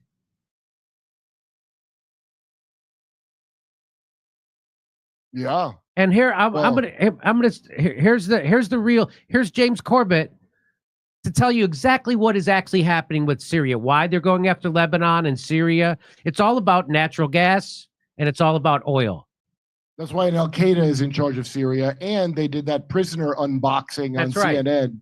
Iran wanted to put a pipe, just so you know, and I covered this.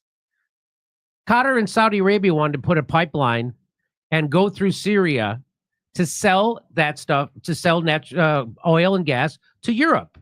Well, guess who else wanted to do that? Iran. Iran wanted to put a pipeline through Syria and sell it, and they couldn't have that. So watch this. An article that was posted on globalresearch.ca in March of this year called Greater Israel. So now this was from several years. I don't know exactly what year this video is from, but he's telling you exactly what this was their plan. And then now they're fulfilling it. Plan for the Middle East. And this talks about... It's called the Oded Yinon plan? I don't know.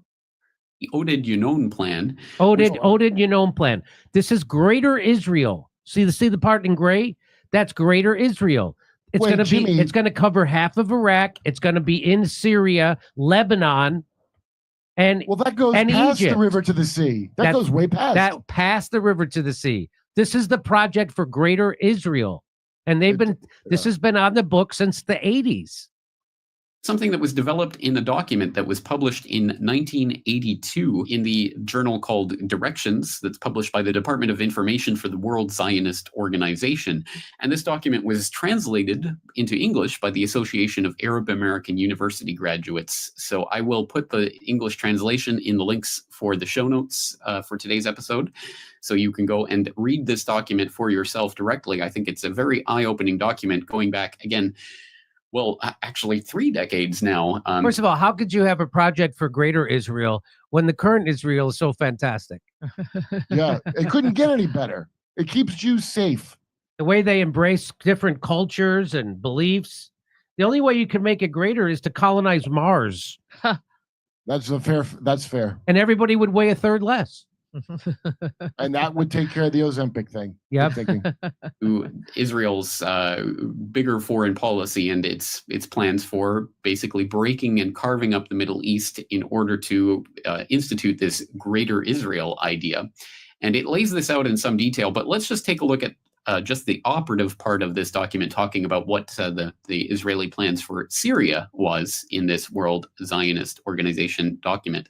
And it says, quote, "The dissolution of Syria and Iraq later on into ethnically or religiously unique areas, such as in Lebanon, is Israel's primary target on the Eastern Front in the long run, while the dissolution of the military power of those states serves as the primary short-term target. Syria will fall apart, in accordance with its ethnic and religious structure, into several states, such as in present-day Lebanon, so that there will be a Shiite Alawi state along its coast, a Sunni state in the Aleppo area, another Sunni state in Damascus, hostile to its northern neighbor, and the Druzes, who will set up a state, maybe even in our Golan, and certainly in the Hauran and in northern Jordan. This state of..." So that's happening. They're balkanizing Syria right now, and they're dividing it up along Sunni, Shia, Alawites, the whole thing. Here we go. Affairs will be the guarantee for peace and security in the area in the long run, and that aim is already within our reach today, end quote. Yes, peace and security as defined by the Zionists of the Israel foreign policy planning community, i.e. peace and stability for Israel. And certainly it does absolutely play into Israel's interests to keep the Middle East area divided ethnically and religiously, and get those different sects fighting with each other, because that obviously makes for the for the divide and conquer strategy that has been the go-to strategy for would-be imperialists and tyrants for millennia. And it certainly does serve Israel's foreign policy purposes to keep the Muslims fighting amongst each other along their religious and sectarian lines, rather than fighting against Israel. And that's exactly, lo and behold, what is happening in Syria, as we see the Sunni majority fighting against the Alawite sect, that the minority that has been in power under Assad and under his father for decades now in Syria. And it is interesting to see not only, of course, the native inhabitant Sunnis of Syria, but of course, all the foreign-funded jihadists who are being shipped into the country, who are fueling this very conflict. And in fact, if people go back to my interviews on RT back at the very start of this Syrian uprising, back 2.5 years ago now, you'll see that I made this point specifically, that part of what this is all about is the destabilization of the Shia land bridge, the so-called land bridge that connects Iran all the way to its Hezbollah forces in So do you see this? So this is the Shia land bridge from Iran through Iraq, through Lebanon, and they were going to put a pipeline. Because it looks like that. It looks like that's exactly what, yes. The land bridge. To its Hezbollah forces in Lebanon through that Shia land bridge that runs through Syria. But if that can be destabilized and the Shia Alawite sect minority that rules Syria can be replaced with a Sunni majority ruling over the country, then that would break up that link between Iran and Lebanon, and would further destabilize and isolate Iran on the path towards committing, well, the ultimate strike on Iran.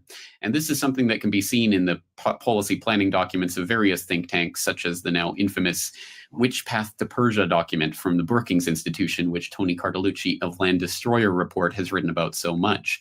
So there are definite geopolitical interests for Israel and its adjunct, the United States, in the Middle East, in keeping Syria divided against each other. And that is a very key part in what's taking place there in Syria. But that isn't all. Surprisingly enough, for people in the United States, there are other factors in the Middle East other than the United States and Israel. And there are other players who are trying to become regional players in various different degrees as a result of this. And of course, in that regard, we have to look to some of Syria's neighbors and some of the other people in the region who are looking to step up, including Turkey and Qatar and Saudi Arabia, and how they all fit into this and what their part to play is in this Syrian drama. And as we start to expand the scope of this, of course, one of the things that, as always in these Middle Eastern conflicts, comes into play is the resource wars that is always at least part of what's going on. So let's take a look at one of the interesting developments in recent years that has really, I think, been one of the focal points for why it is so important to kick off the Syrian war now, and that is the prospect of an Iran-Iraq-Syria pipeline. Now, this is something that, in fact, has been on the table for a couple of years now, and just for more information on that, let's quickly turn to the Tehran Times from July 26th. So that's really all you need to know. There's a lot more info. It's great. Everybody go watch the Corbett Report. But that's what's going on. And Gaddafi predicted it. He knew they had for saying that because he had a stripy shirt on. I thought he might be a. And that's why he got kicked off YouTube. Oh. And here's what it looks like. Greater Israel. So it's going to encompass Syria. It's going to encompass Lebanon. It's going to go right up to Turkey. It's going to have half of Iraq. It's going to be into Egypt, the Promised Land, Jordan. There it is. Oh, the Promised Land. I think that map is wrong. Where's America on that map? We definitely should be.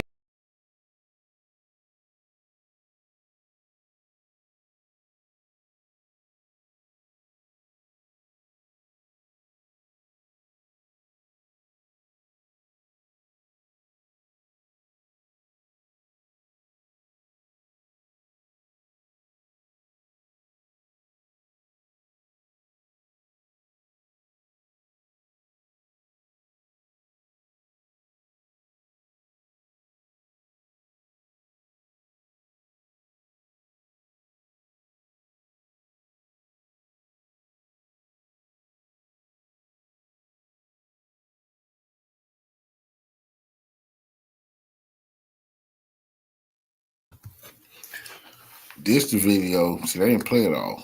This the video where right before Gaddafi got killed, he checked the king of Saudi Arabia. I say, damn, I never even, when I seen this, I was shocked, because nobody, the Arab world was shocked. Gaddafi handled him and let the king of Saudi Arabia know, I'm the king of kings of Africa. You are a puppet.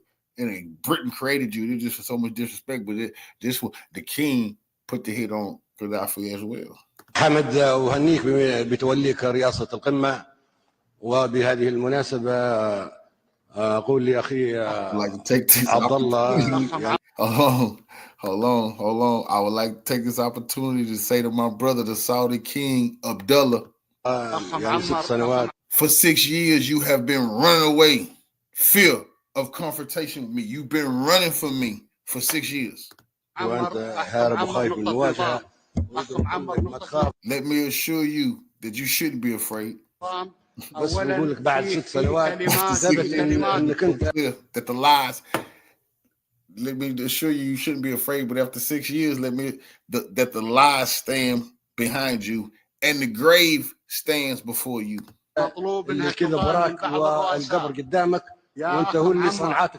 You were created by Britain and you are protected by America. Nigga, check them.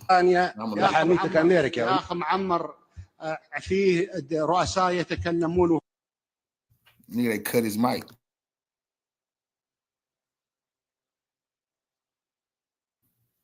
Gaddafi, check that punk in there. حمد ومن احترام للأمة واعتبر المشكلة الشخص الذي بيني وبينك قد Nobody to me. Nobody talks to me. المشكلة اللي بيني وبينك قد وأنا مستعد لزيارتك وأنك أنت تزورني يا أخ معمر. رجاء نقطة نظام.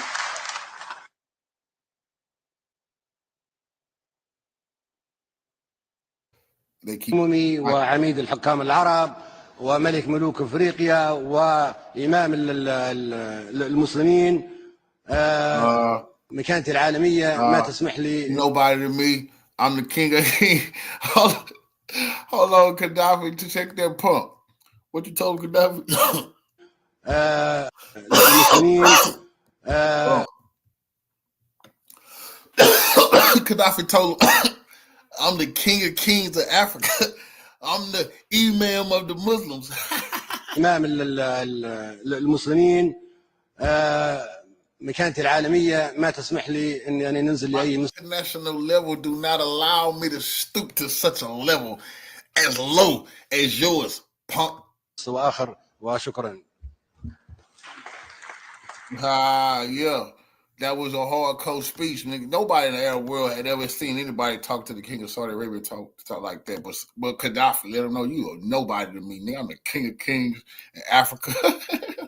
I'm the imam of the Muslims. Yeah. That's why they wanted Gaddafi dead. Gaddafi didn't give a damn about them puppets. He just let them know, man, y'all ain't nobody, man. Y'all is puppets, man. America protecting y'all from me.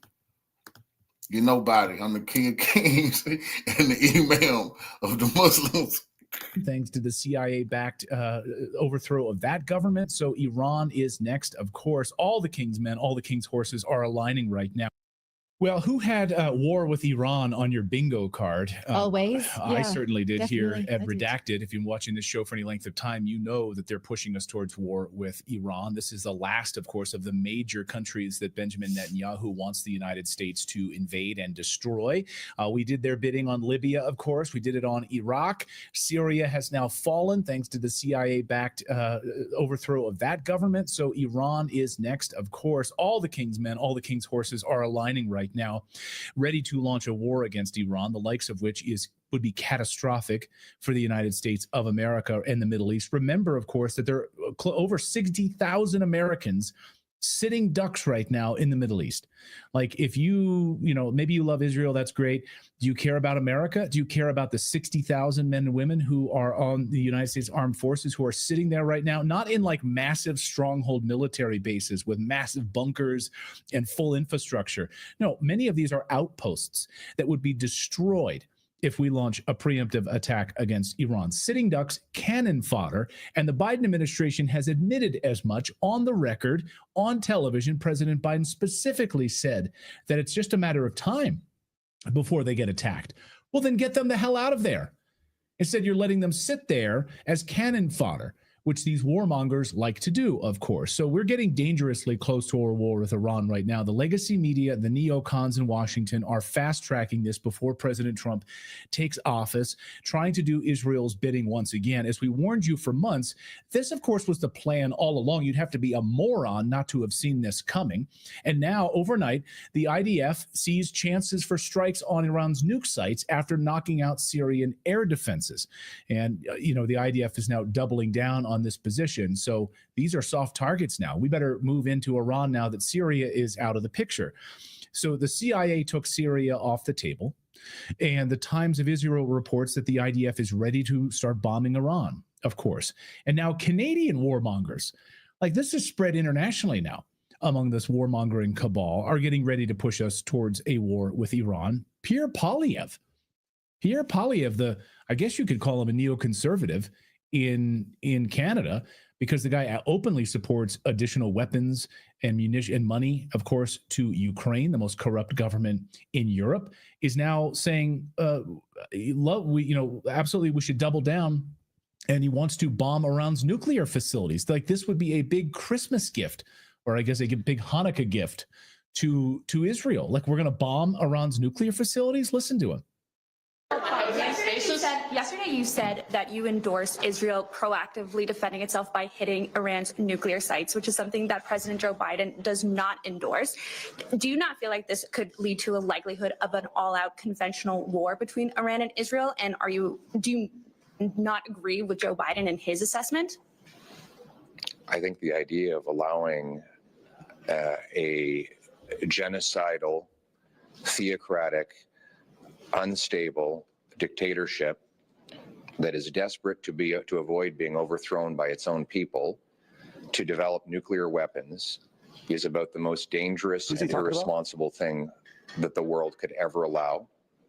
And if Israel were to stop that genocidal, theocratic, unstable government from acquiring nuclear weapons, it would be a gift by the Jewish state to humanity.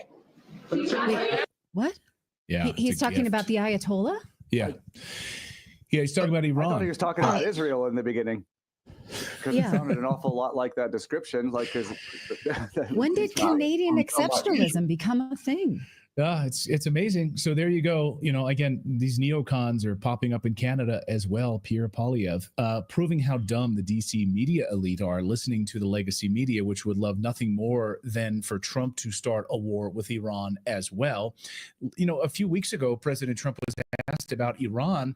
Would he intervene in Iran? He said, no, the Iranian people should have a say in their own government. We should stay out of it. Those were his words a few weeks ago. And listen to Trump yesterday take on the legacy media, which, again, is all aligning themselves now with, you guys going to start attacking Iran? When are you guys going to start attacking Iran? Listen. Against Iran's nuclear Well, I can't tell you that. I mean, it's a wonderful question, but how can am I going to do preemptive strikes? Why would I say that? Can you imagine if I said yes or no? You'd say, that was strange that he answered that way. Am I going to do preemptive strikes on Iran? Is that a serious question? How could I answer a question like that? Say it. In support of Israeli strikes on Iran. How could I tell you? The media just desperately want. You do want to bomb Iran, right? You want to do it preemptively? Which war are we going to next, sir? You want to do this? Joe Biden's given us a lot. Which ones are we going to cover under you? We got to have something to do. So Trump is Trump going to bomb Iran? Well, the Wall Street Journal sure hopes so. So they're reporting today that the Trump team is preparing for possible attacks on Iran's nuclear capabilities. This, of course, over the past few days. Trump team weighs options, including airstrikes, to stop Iran's nuclear program. Let me guess. A source familiar says. Oh, no, anonymous sources. Right. Yeah, a familiar source says. So this is how they do it, right? These anonymous sources, whatever, they put these stories out there. They drop them in the New York Times. They drop them in the Wall Street Journal, the Washington Post. Yeah, sources familiar with Trump's thinking. Who was that? Me. And that was me who wrote that. They normalize this stuff. Like, yeah, this is like perfectly. Yeah, we're going to normalize it. Attack. So they put it all over the mainstream media, make it normal, and then of course they tie it. We'll get to the drone part of this piece in a second here, but they're, these are Iranian drones. There's motherships off the coast, and did Iran launch a dirty bomb inside the United States? Are they trying to assassinate President Trump? Like Roger Stone pointed out, don't fall for it. That Iran was trying to assassinate President Trump. Don't fall for the false flags. They desperately want, they want to align like conservatives and conservative media and everyone around the idea that we need to go and preemptively attack Iran. They want World War III desperately. They really, really do. I sure hope not. But this is the case here. And this is what Caitlin Johnstone writes today. She said, Trump and Israel can't wait to start bombing Iran. She says Israeli media reports that the IDF now sees airstrikes on Iran as much easier to execute now that its pilots don't have to worry about the Syrian air defenses along the way. While the Wall Street Journal reports that the Trump team is weighing its options for airstrikes on Iran to prevent it from obtaining a nuclear weapon, which there's no evidence Iran currently is trying to do. Which the Obama administration spent a decade trying to prove and sanctioned them into poverty and sickness. But cool, we know it now based on what? What do we know now that we didn't know when Obama was trying to, Where's the evidence? Launch the world's first cyber weapon when Obama did that? No, you should just trust what you should just trust what the CIA is telling us about Iran. Like, don't do any sort of independent studies on this. Don't have any third-party international body going to Iran to confirm or deny this. Just listen to what the CIA and the deep state and these warmonger neocons in Washington, D.C. want you to believe. Don't do any independent thinking. I read the book. The guy who designed the sanctions in the book called The Art of Sanction, demonic book, the guy who designed the sanctions that Obama put on Iran on no proof, on total hearsay. He didn't even know. He said probably they had it. This is why we had to do it, and this is why it worked. That it's an awful book. Look it up on Amazon. The Art of Sanctions. The Art of Sanctions. There is zero evidence that Iran is trying to build a nuclear weapon. Zero. Even the United States' own Defense Department, the Pentagon, says there's no evidence of this. Okay, maybe the Pentagon's lying because maybe that's what they do. So why would they lie to us about this? Normally, they would come out on the opposite side of this and say, "Yeah, we have total evidence that this is happening." So too did recently the head of the IAEA, Rafael Grossi. The IAEA said that Iran has been working with them satisfactorily. This is the International Atomic Energy Agency speaking about Iran, about these recent inspections, and they saw no evidence that they're moving towards a nuclear weapon. Listen. Have, for example, the enrichment activities up to 60% been in detail, technical detail, or have you been discussing this with the heads of state you have been meeting regarding that it is hardly to explain an enrichment program to this extent with a non-military enrichment program? Have they been able to give you an explanation for that? Well, in fact, they don't need to give me an explanation of why they enrich at 60%. What we need to ensure is that we have the necessary ability to inspect the activities there. They enriched at the levels that they declare. There are certain parameters, as you know, between an inspected state and the IAEA.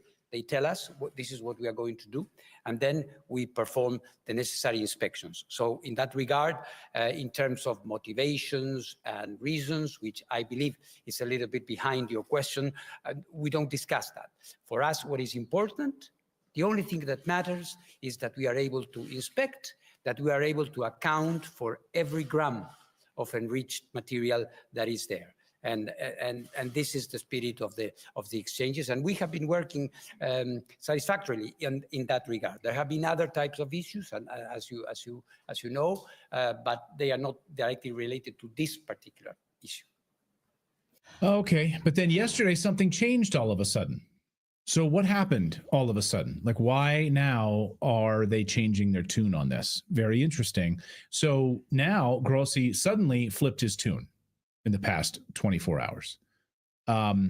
Rafael Grossi tells the Italian ANSA news agency that Iran is moving quickly to obtain a nuclear device, is enriching uranium to near military grade. Okay. And International Atomic Energy Agency Rafael Grossi said the nuclear deal with Iran is no longer relevant and that Iran is enriching uranium to a military grade, is rapidly nearing the position of a nuclear state. Grossi spoke during a visit to the Italian Foreign Ministry on Monday. What changed? But has he been there? Because they've been evidence he's been there. They've been signaling for the last 6 months that they're trying to speak with Iran, that they're arranging more visits there. The clip we just showed you was from early in 2023 when they said we're on it. And if you follow the IAEA's own news site, they tell you about the discussions that they're having. So based on what evidence? It's just what we're saying. There's a comment here. Mr. Protractor said that Redacted is the Chicken Little of internet news. We're telling you that we don't fall for false flags. We're telling you we don't want a war with Iran based on false flags after we learned our lesson from the war in Iraq about no weapons of mass destruction. So I think we're kind of the opposite of Chicken Little. Maybe you don't know that lore. No, we're literally telling you the sky is not falling. We're literally telling you, no, don't go to war. We're literally telling you the opposite of this. Don't fall for these false flags where they're trying to get us into war. How many false flags do you need to wake you people up? I mean, the USS Maine, for crying out loud, we went to war, right? The Spanish-American War. The Gulf of Tonkin. Right. Why did we go to Vietnam? 9/11, for crying out loud.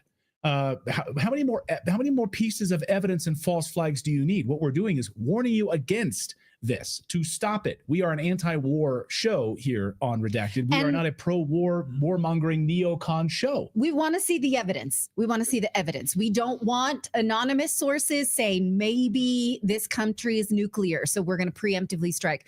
We're done with that. Their burden of proof is on the neocons now. They must show it to us. And then maybe if we see proof, we'll say something different. But at this point, we're done with words and false reports. So let's go back to Grossi, because he made those comments and then Iran fired back. So I want to give you the Iranian side of this. So they fired back at this against Grossi. He says, you're not a politician, and slammed them for this unprofessional remarks on the nuclear program, says there's no truth to it. So I don't know. You don't have to believe Iran. You don't have to believe Grossi. It doesn't really matter. The point is you can see all of the pieces of what is happening. And by the way, Israel has a nuclear program that they lie about. They've lied about it since the 1960s.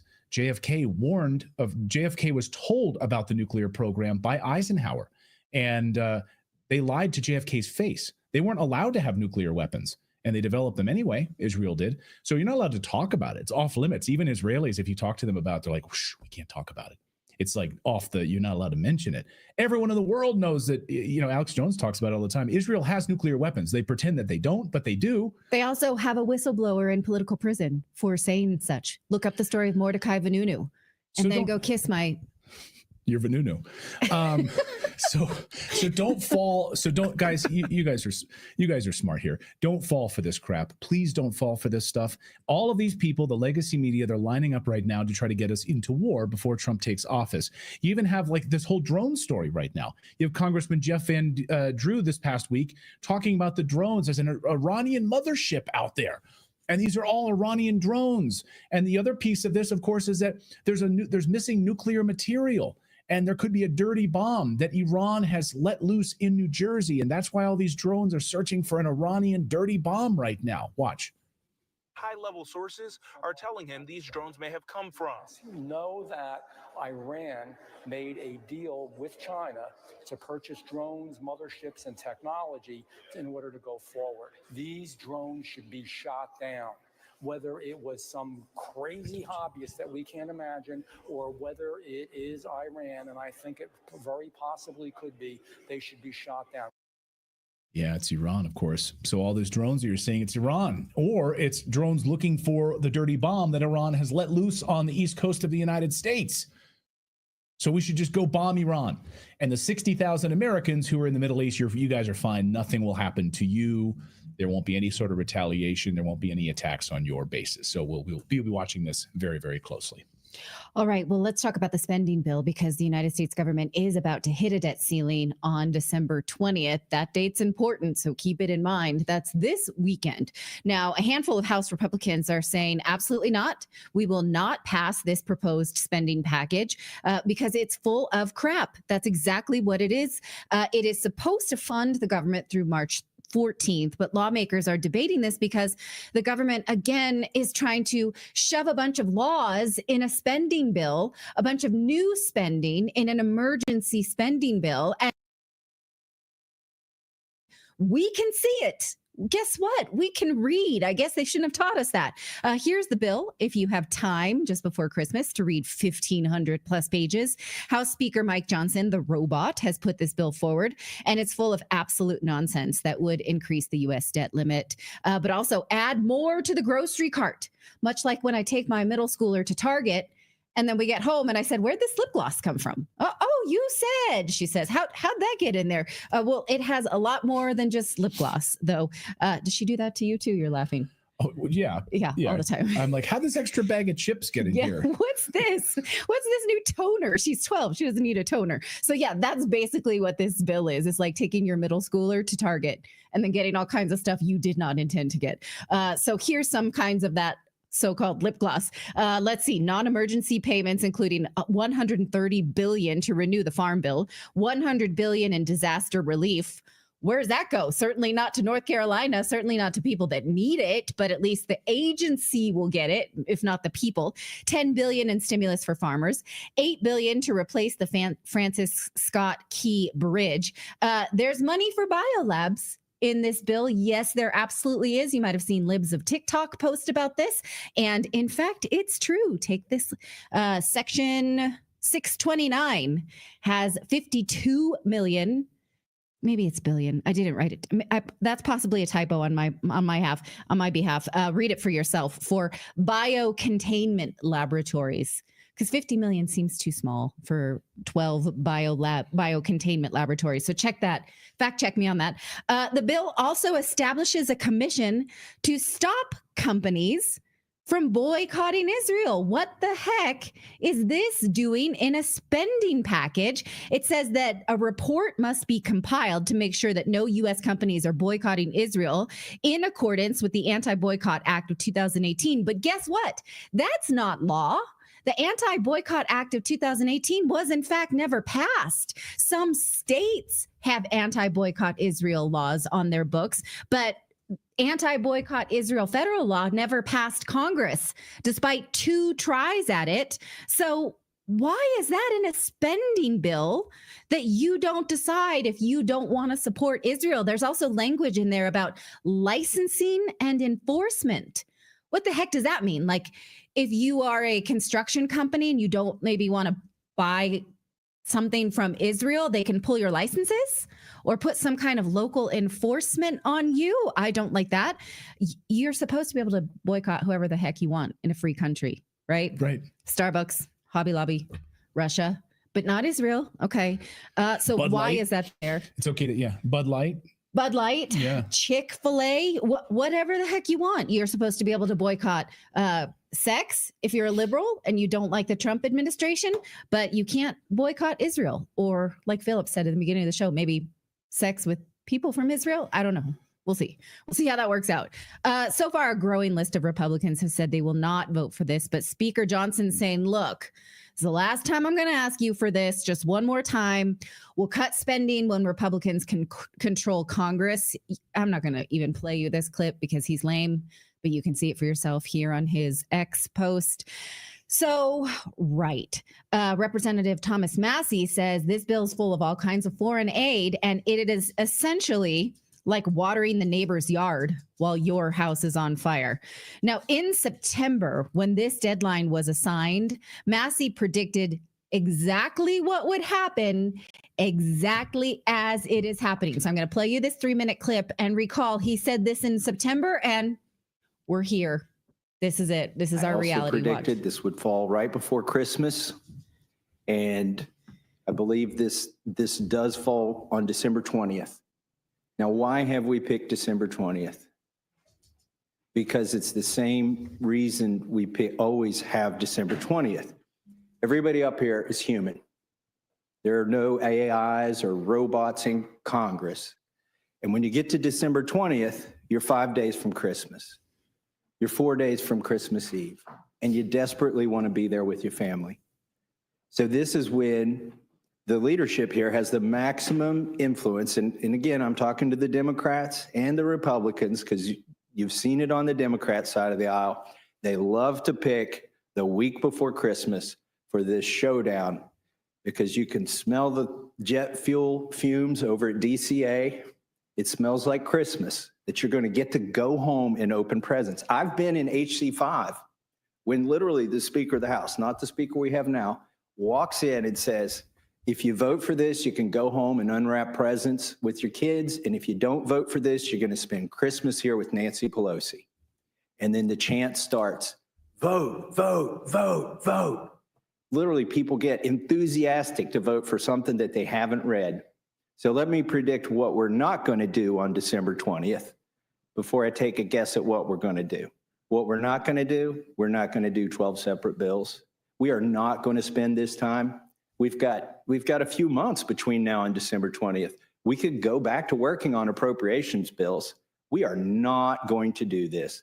This sucker, whatever happens on December 20th, whether it's another CR to punt, to kick the can down the road for 3 more months, or whether it's an omnibus that funds all of government with one bill, it's going to be written behind closed doors. And every lobbyist in this town is going to try to attach their little thing to this bill. This train is leaving the station. That's exactly what happened. All kinds of lobbyist goodies under this tree in this bill. So he nailed it. Well, go ahead, please.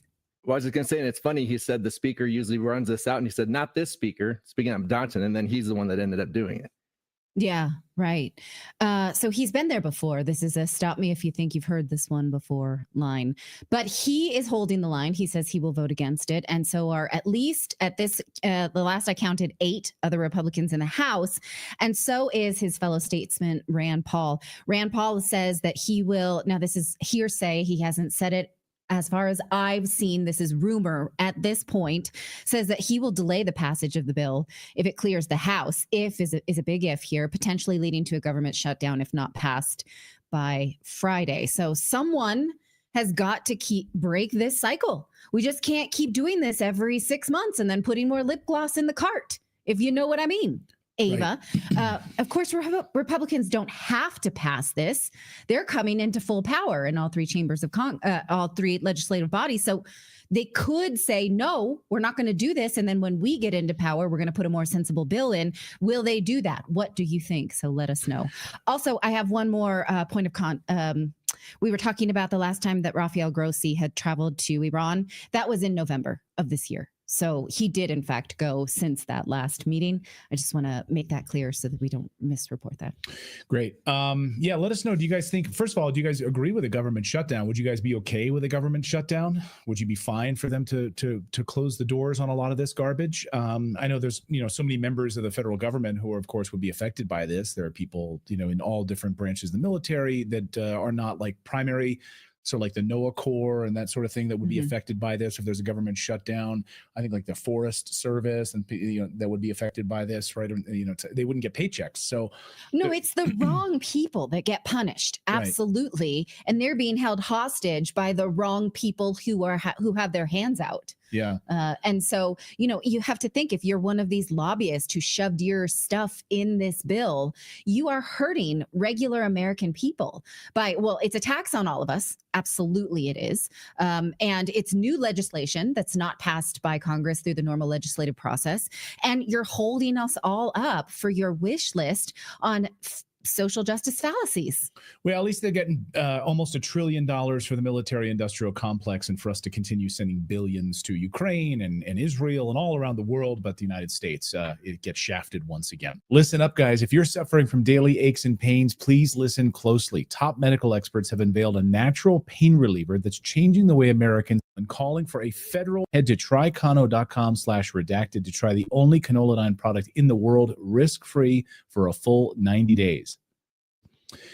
All right. Well, neocon warmonger Liz Cheney is in hot water. The House Republican-led panel is turning up the heat on the former Congresswoman, calling for a federal criminal investigation into alleged witness tampering during her time as vice chair of the corrupt January 6th committee. Now, Cheney is accused of secretly communicating with Cassidy Hutchinson, a key witness, through the Signal app. She was using Signal to do this without Hutchinson's lawyer knowing about it.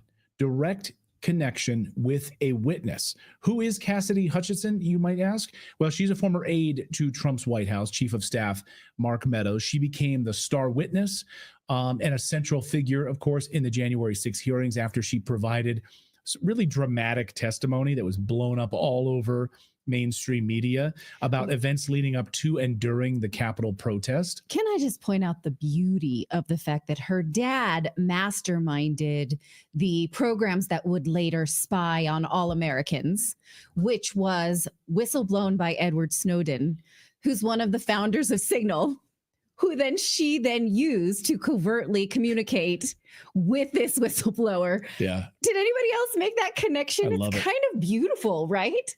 It's karma. Yeah. Yeah, that's karma. The Cheney karma. Well, sorry to derail you. Yeah. I couldn't what? So she's using Signal for witness tampering? Yeah. It's beautiful. So among Cassidy Hutchinson's most notable and ridiculous claims was the allegation that Donald Trump leapt over the back seat of a Secret Service vehicle. Because you can definitely picture Donald Trump like leaping, right? And he tried to grab the steering wheel of his presidential vehicle and then physically assaulted a Secret Service agent in order to try and drive back to the Capitol building. You have to take me to the Capitol. I'm jumping across the front seat. I'm going to grab the steering wheel. I'm going to punch out a Secret Service agent. Get me back to the Capitol building. Watch her testimony. The president said something to the effect of, "I'm the effing president. Take me up to the Capitol now." To which Bobby responded, "Sir, we have to go back to the West Wing." The president reached up towards the front of the vehicle to grab at the steering wheel. Yeah. Like, hey, you can't go there. And Trump jumps over the seat to try to drive over there. It's the dumbest thing ever. Of course, these claims have been since debunked by other witnesses and Secret Service officials. She has no credibility. But here's where things get really interesting. According to a Republican report released on Tuesday, Cheney's actions may have violated several federal laws, specifically 18 U.S.C. 1512. The report states specifically, evidence uncovered by the subcommittee revealed that former Congresswoman Liz Cheney tampered with at least one witness, Cassidy Hutchinson. The secret communication with a witness is improper, they write in their report. Screenshots of the signal messages allegedly exchanged between Cheney and Hutchinson have now been presented as evidence in the report, and we have them here. Take a look at your screen. So here is Liz Cheney. Hi, this is Cassidy Hutchinson. I'm sorry for reaching out this way, but I was hoping to have a private conversation with you soon. Are you willing to? And then Liz Cheney writes back, I'd be happy to. Let me know what time works for you. I'm free all day for a call or in person, whichever you prefer. I really appreciate this. Then there's a phone call. Give me a call when it's good for you. Is now okay? Okay.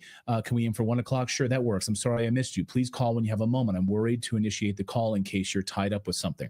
And it goes on to say, yes, we'll call you shortly. Sorry, I got stuck on another call. And they go back and forth. Can I give you a call tomorrow? Of course, everything okay? Back and forth, back and forth. So interactions with this witness. Republicans are now questioning whether Cheney influenced Hutchinson's under oath testimony, potentially advising her to fabricate or alter parts of her account. And that seems to be separately corroborated now by separate reporting from the Daily Caller, which we'll get to in a second. So if proven true, this could have major legal and political implications for Cheney, who's already faced criticism, of course, for her role on the January 6th committee.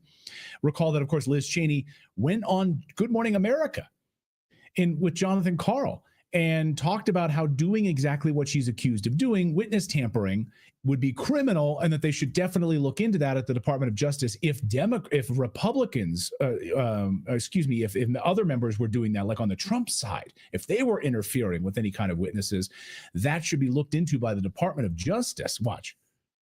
They believe that they can affect the testimony of witnesses before the committee, and it's something we take very seriously. And it's something that people should be aware of. It's a very serious issue, and I would imagine the Department of Justice would be very interested in and would take that very seriously as well. In fact, Cheney told me that the committee may make a criminal referral to the Justice Department recommending that anybody that attempted to influence witness testimony before the committee be prosecuted for witness tampering. Oh, and of course, recall just a few days ago, Liz Cheney said, she warned, reportedly, she's been warning that any lawyer who investigates members of the January 6th committee will be engaging in conduct subject to sanctions. That's the sort of warning she's been putting out in Washington circles, to which Harmeet Dillon, who is tapped by Trump to be the Assistant Attorney General, posted on X, oh, really?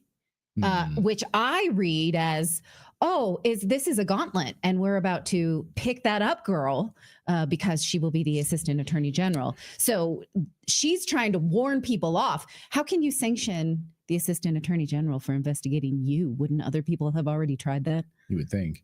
Donald Trump has thoughts on it. He just posted this at 3 a.m. He posted, Liz Cheney could be in a lot of trouble based on the evidence obtained by the subcommittee, which states that numerous federal laws were likely broken by Liz Cheney, and these violations should be investigated by the FBI. Thank you to Congressman Bill Loudermilk on a job well done. Newsmax by Greg Kelly. But the plot thickens because now, Alyssa Farah, of course, she's the current host of The View. There she is. There's Alyssa Farah. You might recognize her from, not just working on The View, but of course, she was a former Trump administration official. She even stepped in for, I think, Kelly McEnany when Kelly McEnany was out for a short time. Anyway, now the Daily Caller is reporting that Farah suggested to the Star January 6 investigation witness Cassidy Hutchinson that she should leak to the media while the investigation was ongoing. These texts were obtained exclusively by the Daily Caller in this new investigation and show this back and forth with Alyssa Farah and Cassidy Hutchinson. I know you're busy, but there's a chance you've touched base with anyone regarding what we talked about Tuesday night. So I reached out to Liz Cheney. She agreed to keep our convo totally confidential. She said she admires you. She could tell you that she wanted to do the right thing from your testimony. Her one concern was so long as you have counsel, she really can't ethically talk to you without him, but she suggests is a follow-up with you, with your lawyer that she and Dan George possibly can do with other members and Tim. Does that help at all? mean, I don't even understand that broken English mostly, but I can tell she really wants to work with you and just trying to figure out the right way to do it. I mean, do you think this is actually of interest to her at this point? Like, have they moved beyond it? Oh, it's very much of interest. She basically just wants to structure basically your testimony. I'm adding that word because that's what we're talking about here, in a way that you're comfortable, and wants to make sure it's clear. If you speak to them again, it's them asking, not you, so that you don't get in trouble. So, and the text messages go on. So basically, oh, she wants to like structure your testimony so that when you present it, you know, she's had this interaction with you. She knows when you come before the committee how to do this, and doing this without speaking to your lawyer. So basically, Farah here is confirming that she's been speaking to her without her lawyer, without her legal counsel. Yeah. The development raises serious questions, of course, about the integrity of the witnesses, about Liz Cheney, and of course, we now know the corrupt January 6th committee. This just let's do the 9/11 commission next while we're at it. Yeah. Let's do all of it. Okay. Amazing. Okay, well, Disney's Pixar has pulled another transgender storyline from one of its shows for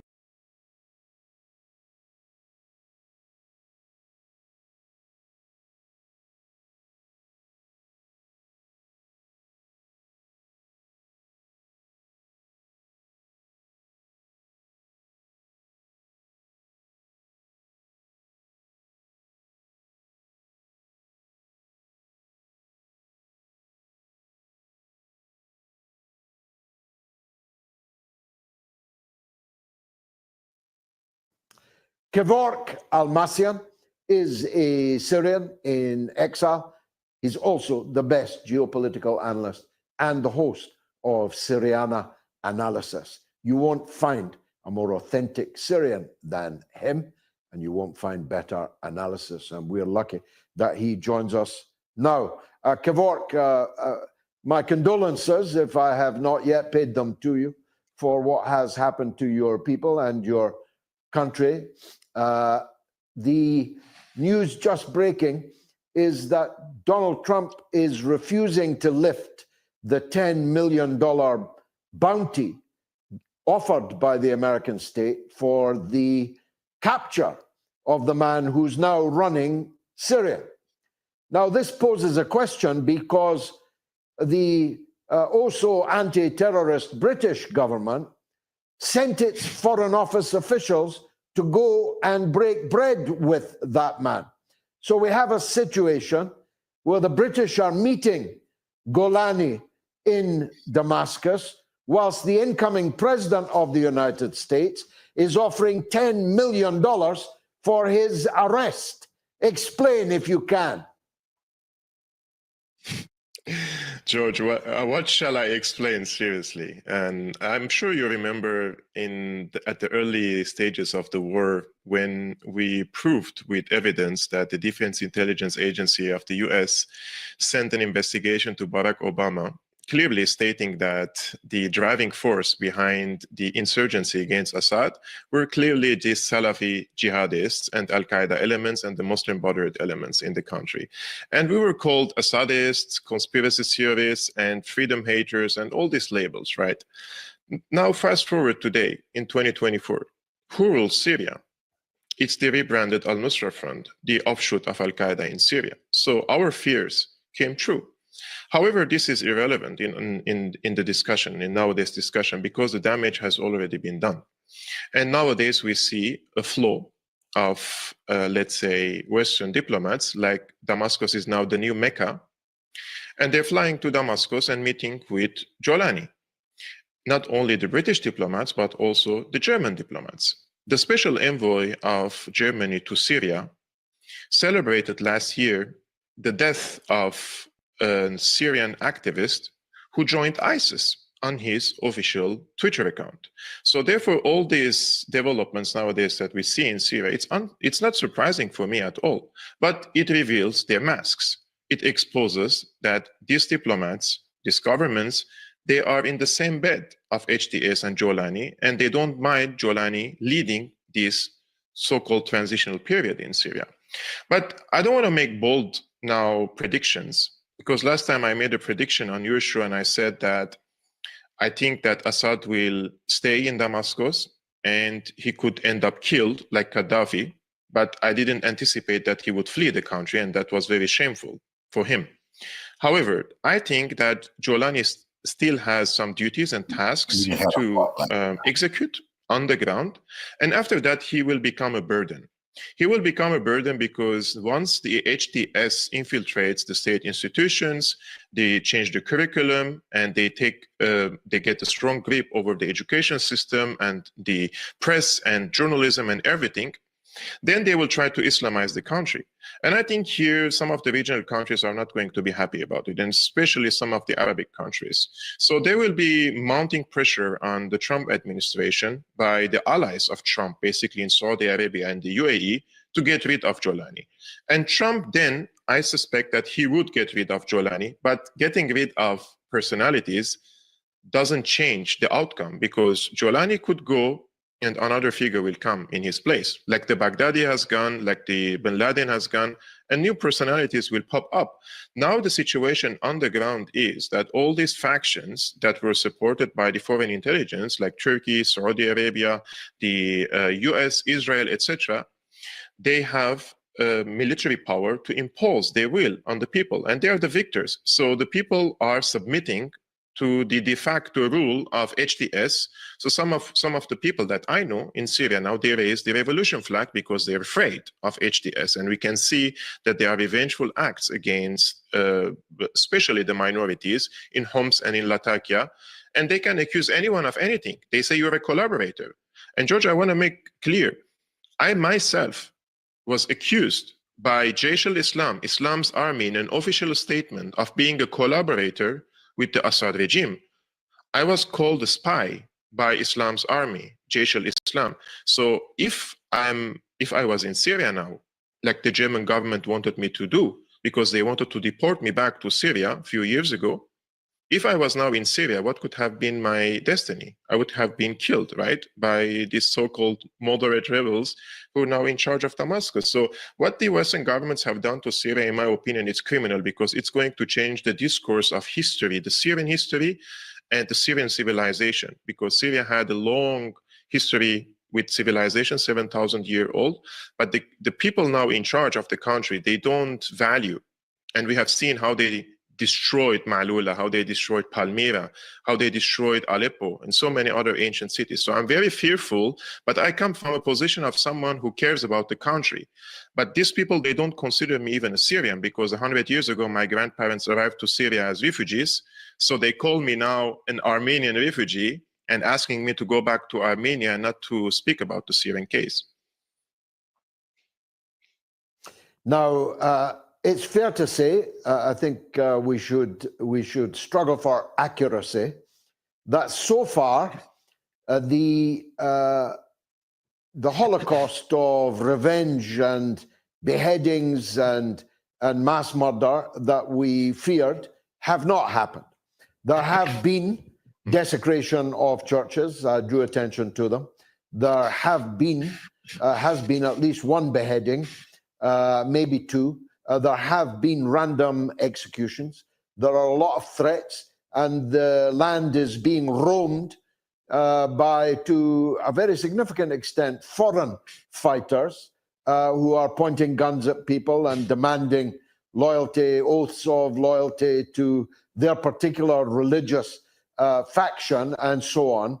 But there has not been the kind of scenes that we became familiar with during earlier stages of the Syria war. Is that because Golani is exercising restraint, in which case might that restraint change? Or is it like that leopard in the zoo in Kathmandu that actually changed its spots? George, only a few years ago, I'm sure you already know this, these groups have committed genocide against ethnic minorities, especially in northern Latakia, in Homs, and in the suburbs of Damascus. And we have documentable facts how they ethnically cleansed and committed violence against ethnic groups and religious groups based on their religious beliefs. However, this time it's different for HTS. This time they have come as conquerors. They have taken control of the entire country. And 80% of the Christians have been already been ethnically cleansed from the country. And the Alawites are in a very, very, let's say, weak situation now that Assad fled the country. And there are clear instructions to HTS, Jolani, and the other factions fighting alongside him that there is a hyper focus now on Syria, and all the international press is in Syria. And they don't want to create any backlash or bad image about HTS at the current moment, that all this mainstream media is trying to polish and rebrand HTS, right? So they don't have to do these heinous acts any longer. They are in charge, they're in control, they have the Jacobian force, and they're going to control everything the people see and watch and learn, also including the religious affairs, for example, in the mosques. So they have the soft power and they have the hard power in the country, and they can subjugate the rest of the population. Now, on the long run, when they start imposing, let's say, Taliban-like or Afghanistan-like ruling system on the people, especially trying to persecute women or against some religious minorities, then the people will start feeling like they no longer belong to Syria. So they will migrate. And here comes the role of the so-called progressive liberal NGOs. They say, you come to Lebanon, we give you, like you can apply for resettlement policy, and there are many countries who would receive you.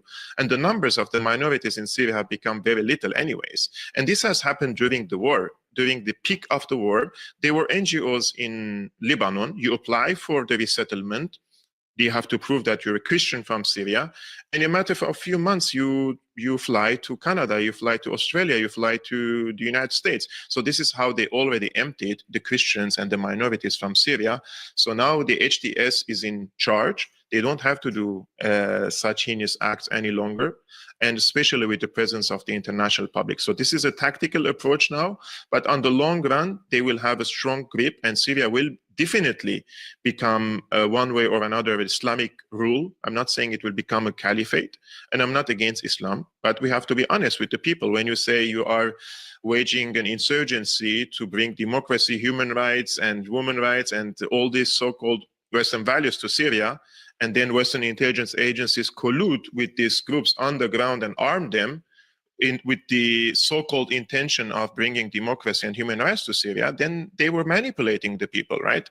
Because this is not the outcome of this insurgency. The outcome of the insurgency is the founder of Al-Qaeda offshoot in Syria is the de facto ruler of Syria now.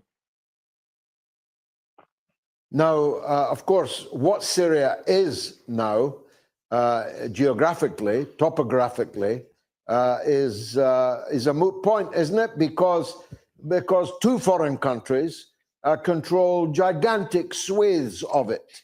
Are they going to disgorge them, or is Israel in Syria for good? Is Turkey in Syria for good? I think they will divide Syria into spheres of influence, zones of influence. Turkey will have the upper hand over the north, including Aleppo, Idlib, and Homs. Saudi Arabia will have an upper hand over Damascus, and Israel will try to open corridors with Asweda and in Daraa. They're already in Daraa now. They're only 20 kilometers away from Damascus now. And they want to try to open a geographical corridor to Asweda in order to, first, they pose a security threat against the Druze, like it happened in the past when ISIS and Al-Qaeda, her hordes attacked Asweda. And when existential threat is materialized against the, let's say, Druze in Asweda, Israel will present itself as a savior. So they will open a corridor with the Golan Heights.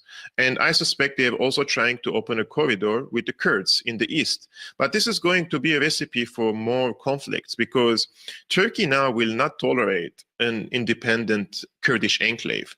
So what they're trying to do is they're trying to first create spheres of influence with the hope of dividing Syria or balkanizing Syria at a later stage. This is the project of the imperialists. Will they succeed or not? This is a different story. But this is a recipe for more war, because now if Turkey intervenes on the side to crush, let's say, the Kurdish political entity, then this will create also other conflicts in the region between the Kurds and Turks, and also in the north of Iraq, the Kurdistan, again, inside Turkish territories. So if Turkey is seriously thinking of creating a stable Syria, I think they should restrain themselves from going against the Kurds, but also at the same time, because we know that the Kurdish project is also a necessity for the Greater Israel project, because the borders of the Greater Israel project starts from the Nile in Egypt and it ends on the western shore of the Euphrates. And who controls the eastern bank of the Euphrates, according to the Zionist theorists?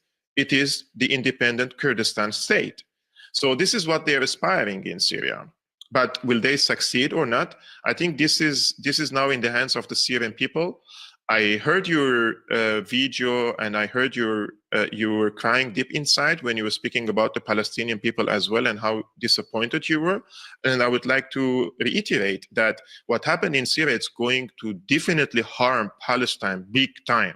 And the Palestinians who are cheering for it, I don't think they understand the implications of losing Syria on their side. And this is going to have to help Israel to create or to pursue its dream for a greater Israel. So the Syrian people, unfortunately, at the current moment, they don't have anyone to protect them from this project. So I'm also disappointed.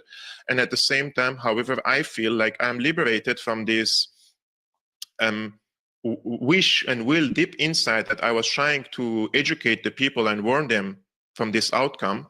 Now I feel like if the people do not listen and do not want to hear, and this is the end result of it, maybe we should leave the people experience it and pass through it and learn and mature and then pursue their liberation again, because it seems that they're not ready yet for such a let's say, liberation movement in the region against American imperialism. Kevork Almasian, a very somber ending to your contribution.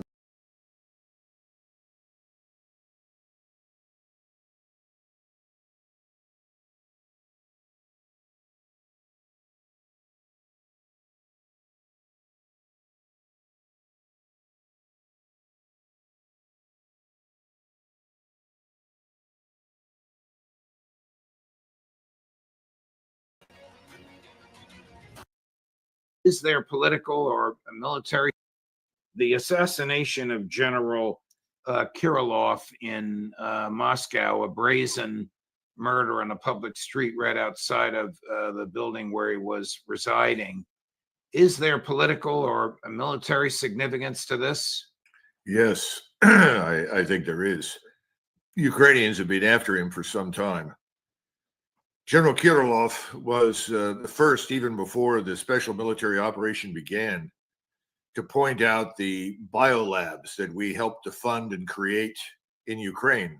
Ultimately, there were 46 of them, most of them located along Ukraine's border with Russia. And he urged the army to go immediately into these biolabs, gather whatever evidence they could, and then destroy them. And that's how underhanded they are, because whenever they bring up this general name, now they're saying the West, he is the one who was using chemical weapons against the Ukrainians. So they stained his name. So when people think of him, they say, no, he used them. No, he busted them preparing these chemical weapons in Ukraine and all over the world, biological weapons, all that type of stuff. So that's the first thing. At the same time, he was also instrumental in pointing the army in the direction of the Kharkov Institute, which was the one facility in Ukraine where there was serious work going on to develop nuclear weapons. Specifically, they were trying to create the equivalent of a suitcase nuclear weapon. The Russian authorities did get to the institute. They shut it down, but unfortunately, they don't know how much was rescued from destruction and whether or not the Ukrainians got something out of it. Both of those were very horrific events as far as the Russians are concerned, because they found tangible, concrete evidence that the Ukrainians in these biolabs, with our help and assistance, were trying to develop weapons that were targeted genetically against Russians. Now, how they did this is anybody's guess. I don't know. I mean, genetically, Russians and Ukrainians are not that far apart. There are differences, so that they could do something like that. But how far they got, I have no idea. In addition to which, there were other indications that organs were being harvested in these places from people as young as 6 months, 8 months, and sold on the black market or utilized for experimentation. There are a lot of horrific things that came out of that discovery, but it really shocked the Russians that we and the Ukrainians would do such a thing.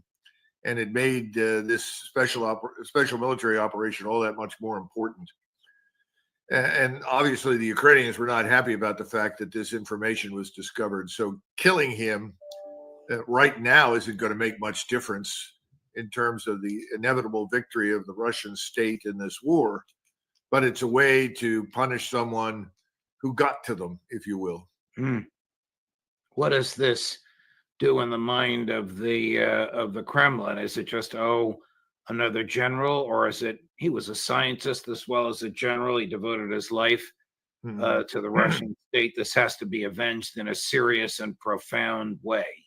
Yes, this is a person who fundamentally is a national hero, and I'm sure he will be honored as such. So his loss is something that people take very seriously, particularly at the top of the political structure. But the point is, why he wasn't adequately protected is a question I can't answer. Perhaps once again, the Russians underestimated the ability of the Ukrainians to penetrate the borders and reach targets inside Russia.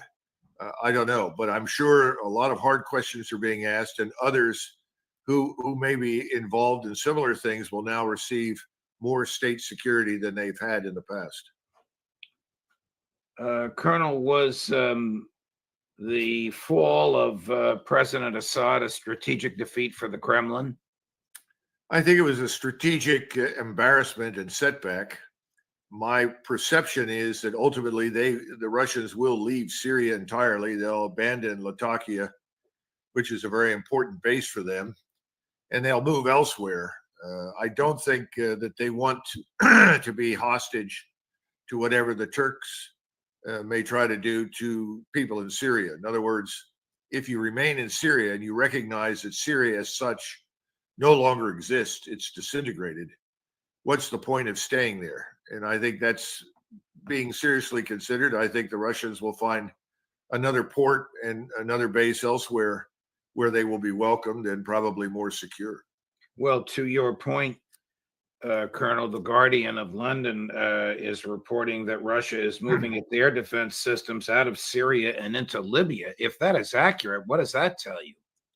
Well, it tells us that Libya will be a home that they can depend upon. They'll have a base there, which is kind of interesting when you stop and think how hard we tried to eliminate Gaddafi and then destroy the place.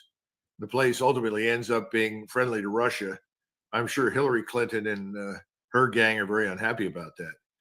Remember that for the purposes of the Russians, they were simply looking for a base for ships as well as aircraft where things could be refueled, rearmed. It's kind of a stop-off point on your way down into Central Africa, where the Russians have a number of positions. But beyond that, it was not a vital strategic necessity. The Russians are not fools. They cut their losses quickly when they see no point in further investment. I wish we would. Colonel, before we go over to Iran, is what remains of Syria, whether it's the part controlled by the Israelis, the part controlled by the Turks, or what remains under al-Jawlani's control, safe for Christians? It's a mixed bag. Numbers of Christians have already been decapitated, murdered. I think we're going to see more of it. Since remember, Giuliani these are took over? jihadists. These are not moderates by any stretch of the imagination. The word tolerance does not exist in their vocabulary. I think Erdogan has undoubtedly advised them to exercise some restraint. Not that Erdogan particularly cares about Christians or Jews or anybody who's not a Muslim. But long term, I see no future for Christianity in Syria, sadly. And that's a tragedy, because Syria is probably the first place where a Christian church was established, not long after the demise of Christ. So it's another tragic event, but Christians have been steadily either killed or driven out of the region for several years right now. And this is probably unavoidable. The Shiites historically, and you may be surprised by this, or viewers are, have protected the Christians. the Shiite militias protected Christians in Iraq from ISIS. I think similar things have gone on inside Syria. And that's not a criticism of Sunnis, because in many states there were Sunni Islamic. There was general tolerance for Jews and Christians as well. But in this case, that's over. I think we have to assume that the jihadists will behave as they have in the past in terrible ways. You mentioned beheadings. Has this occurred since Assad was driven out and al-Jilani took over? Yes. I mean, all of this information, a lot of this information, not all of it, you can see on Telegram. You've got to go on and watch the videos that are posted there. The jihadists themselves post many of these videos. They're very proud of the fact that they're murdering people, and especially if they're Christians or accused of being former Assad supporters, whatever. This is an act of terrorism that they know strikes fear in the hearts of others in the region, and that's why they're doing it. Would I be accurate in concluding that the CIA has no remorse for what it unleashed there? Look, I don't think the CIA has remorse about anything. It could care less about human life. If we had any interest at all in human life, we would have stopped this fiasco in Ukraine a long time ago. Instead, they continue to lie about everything. Everybody does in the West. MI6, CIA, Mossad. It's all the same thing. Oh, no one's dying. Oh, no, we're winning, et cetera, et cetera, et cetera. Look, we just had this Ambassador McFaul tweet out that Ukraine can still win. He must be on crack. There's no chance of that happening under any circumstances. But this is typical for the regime that currently controls us. How close to the end is the Ukraine military? I don't know how much closer they can get to it than they already are. Certainly some people will put up resistance, but to do so is reaching the point of suicide. There are a few pockets left in densely wooded areas where there's some hills and rock and cover that make it harder to get at them. But for the most part, it's effectively over. And the Russians are clearly building up for and planning for some sort of major operation. I don't know if this is just to clean everything out all the way up to the Dnieper River and then to cross it into Kiev. I have no idea. But the longer this takes and the more evidence they see that we have no intention of honoring two critical conditions, which they regard as non-negotiable in Ukraine. One, it must be neutral on the model of, say, the Austrian State Treaty, which I've been writing about for years. The second is that the territories that they have annexed to Russia will be recognized as legitimate. That's Crimea plus, obviously, the oblasts in eastern Ukraine. Beyond that, they're willing to negotiate. But if you're not going to recognize the realities of those two things, then there's no point in talking. So I think the Russians are prepared for the possibility that we won't do that. We will not recognize those things, that we will insist on the impossible, putting Western troops on the ground in Ukraine, any number of things to buy us time to further enhance or build up another apparatus in Western Ukraine that will be hostile to Russia. In the meantime, Zelensky is still between a rock and a hard place. The rock of a military collapsing, the hard place of a hardcore right wing in that military, which will assassinate him if he tries to bring about an end to hostilities. I suppose so, although the hard right wing that you're talking about is well paid. That's where a lot of our cash goes. 50% of the cash and equipment obviously disappear into the black market, but the rest of it is used to pay this dying state and the military apparatus and security apparatus that surrounds him. As long as that cash flows, he'll probably hold out, certainly until he sees evidence that the Russians are coming for him. I understand that his wife's Bugatti has been driven to Western Europe to be serviced. That may indicate something. Who knows? Oh, boy. I would imagine that flow of cash will stop around noon on January 20th. What do you think? Well, we can hope. I think that the quickest way to end this war, as President Trump has argued, is number one, suspend all further military aid, period, done, out. And that will put an end to the war, because without it, they can't operate for 48, 24, 18 hours. The second part of it is to get all Americans out of Ukraine, whether they are in or out of uniform, whatever their purpose is, pull them out. You do those two things, this war will end.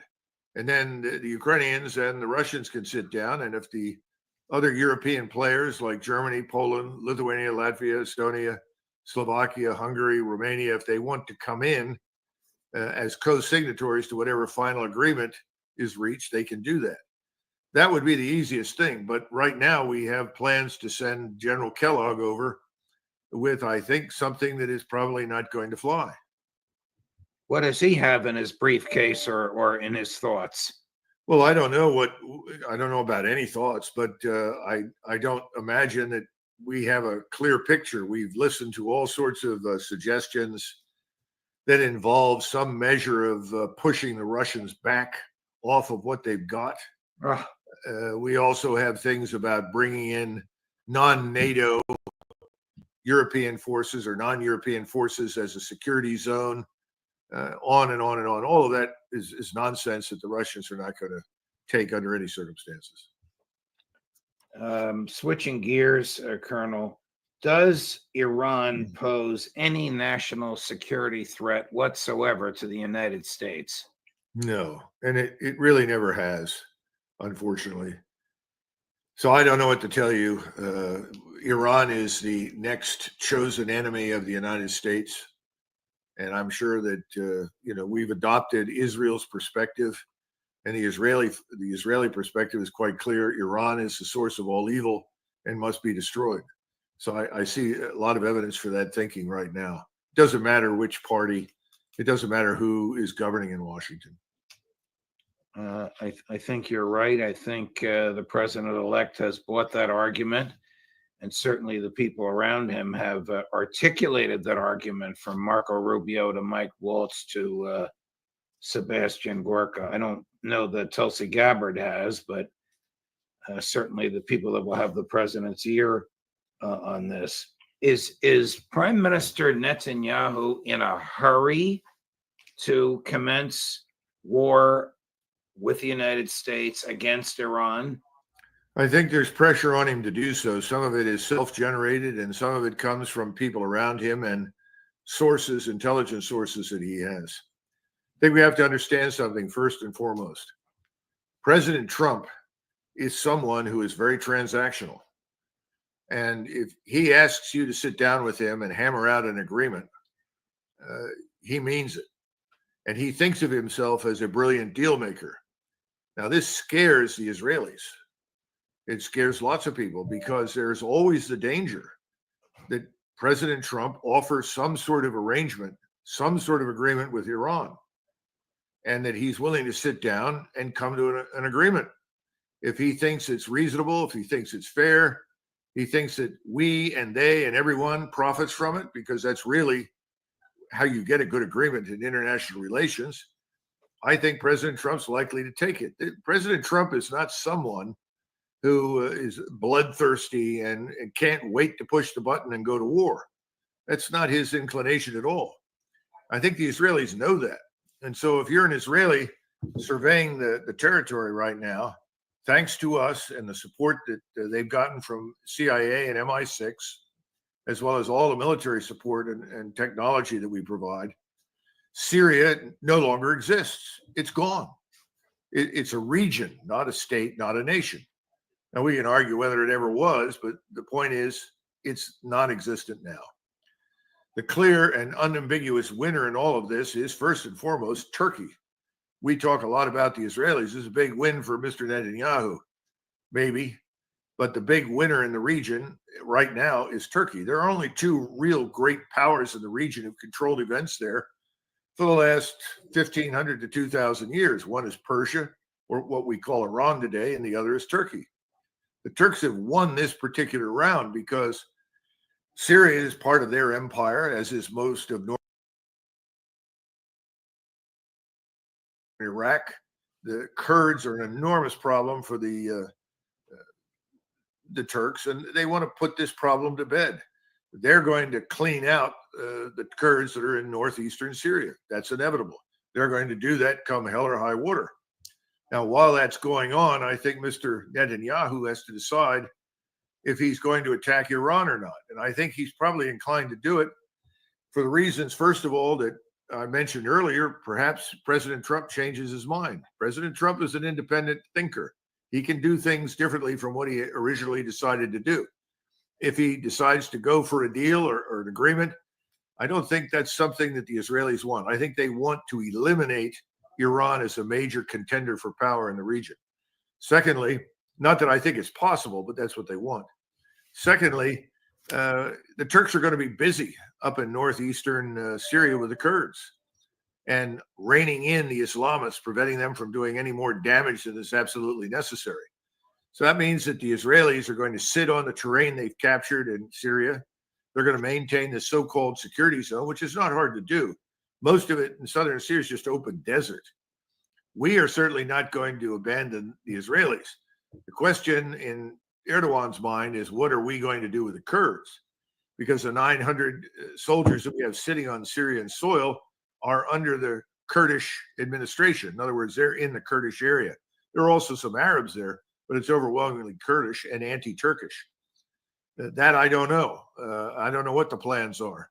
And as you know, we've flown airstrikes in support of these jihadists, not all of them. Some of them are jihadists, rebranded Al-Qaeda, al-Nusra. And the Israelis have done something similar, and the Turks have done it with unmanned systems, drones. So I don't know what's going to happen there, but if you're Mr. Netanyahu and you think the Turks are going to go into northeast Syria, that might be a good time to go after Iran. Now, once they go after Iran, Iran will respond. I'm surprised they've done nothing this far, but that seems to be their modus vivendi. They will respond, and as soon as they do, then Mr. Netanyahu can say to Washington, wait a minute, where are you? Aren't you going to help us? And we will. You used an interesting phrase to describe what the Israelis view, how the Israelis view Iran. You didn't call it a nuclear threat. You said they must be eliminated as a major contender for power.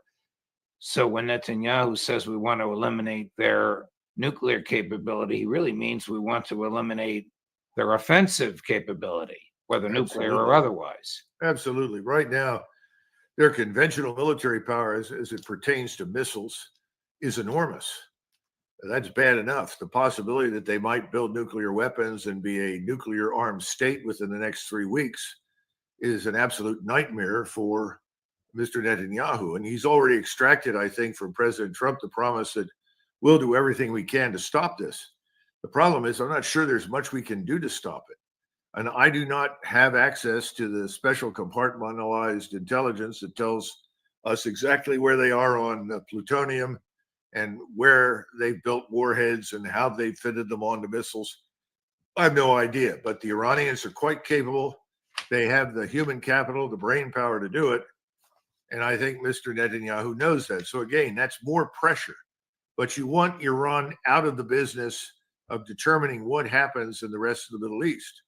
You do that by bringing in the Turks, who have no love for the Iranians, and let the Turks loose on their enemies while you sit on the terrain that you've captured and try to defend it. And hope that if the Iranians attack, we come in a big way, because I think the assumption is that if we'll come in and help the Iran or the Israelis against Iran, when the time comes and the Turks turn on the Israelis, which I think is almost inevitable, that we too will come in and support them against the Turks. Now, all of this, in all of these discussions, I haven't mentioned Russia or China or anybody else. And those are things that we do need to address.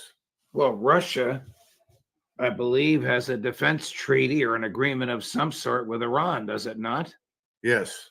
And we don't know all of the components of that treaty, but clearly now that Mr. Erdogan has betrayed Russia, remember they had agreements in Astana and Sochi that they made with Erdogan, trying to bury the hatchet that left Mr. Erdogan with 15, 16, 17,000 armed insurgents in and around Idlib, as well as our rebranded Al-Qaeda, al-Nusra types down further to the south and the west roughly 11,000. When the Russians and the Iranians and the Turks made this deal, the idea was that this would grant Syria some pause to rebuild itself. Well, that was nonsense because we had no interest in seeing Syria rebuild itself. We finally wanted to rid ourselves of Assad, and that's now happened in a whole number of different and interesting ways. But that means that the Russians are out, and they're not angry or embarrassed per se as we think with what's happened, as much as they are now very, very fed up with Erdogan. And I think Mr. Erdogan now has Russia for an enemy. That doesn't mean that the Russians and the Turks will go to war, but it means that if this war breaks out with Iran, Russia will stand by Iran, and behind Russia will stand China. Stand by and stand behind. Provide defensive weaponry or attack Israel? It depends on what Israel does. Again, if the Israelis were to use a nuclear weapon of any kind launched from one of their diesel submarines in the Indian Ocean or the Mediterranean, or if their aircraft or missile force were to deliver one, I think all bets would be off at that point, and it's hard to tell what the Russians would do. But as long as the Israelis, rely exclusively on high-end conventional weaponry, then I suspect the Russians will stand by Iran, provided whatever it needs, intelligence, surveillance, reconnaissance. They will do for the Iranians effectively what we have done for the Ukrainians and the Israelis. Now, beyond that, it depends on conditions and the situation. But we should not exclude the possibility that we end up confronting the Russians directly. That can happen very easily at sea, and it can happen on land. I want to go back to your comments about President Trump and his independent thinking, with which I am in personally full agreement. At a news conference 2 days ago, he was asked about Ukraine, and in the middle of this rather brief answer, he says something you never heard out of Joe Biden, which is, we'll be talking to President Putin very soon. Chris, cut number 2. Everyone's being killed. It's the worst carnage that this world has seen since World War II. I've had pictures of fields where bodies are lying on top of bodies. Looks like the old pictures of the Civil War, where just bodies are all over. Just if you saw those pictures, you'd feel more strongly about it. It's got to stop. And we're trying to get it to stop. Well, we're gonna see. We're going to be talking. We'll be talking to President Putin, and we'll be talking to the representatives, Zelensky and representatives from Ukraine. We got to stop it. It's carnage. What about the fear here at home?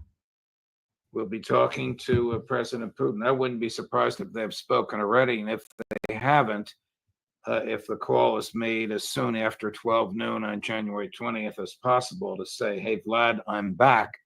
You and I are friends. We're going to talk. We're not going to be shooting at each other, as has been going on heretofore."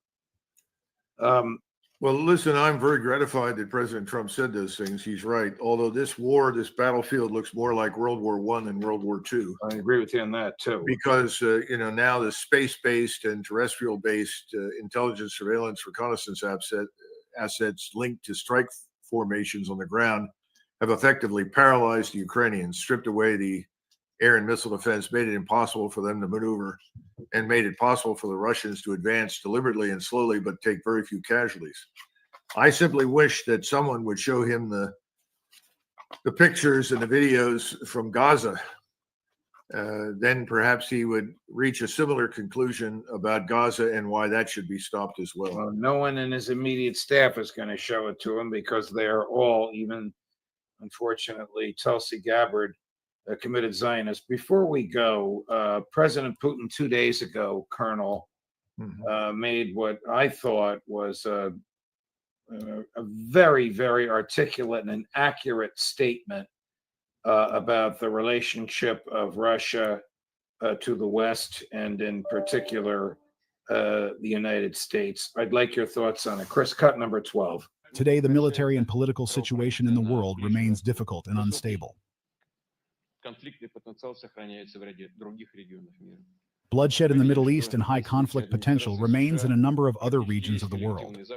не оставляют попыток сохранить свое глобальное доминирование, продолжают навязывать мировому сообществу свои так называемые правила. We see that the current U.S. administration, almost the entire collective West, does not give up trying to maintain its global dominance and continues to impose its so-called rules on the world community, which at the same time changes over and over again, distorts facts because it is convenient for them. But in fact, there is only one stable rule. No rules for those who do this, for those who consider themselves at the head of the whole world, those who representatives of the Lord on earth, although they themselves do not believe in the Lord and wage hybrid wars against undesirable states and implement a policy of containment, including in relation to Russia, the desire to weaken our country to cause a defeat for us. The United States is send advisors and thereby signaling a further escalation of the conflict. What do you think?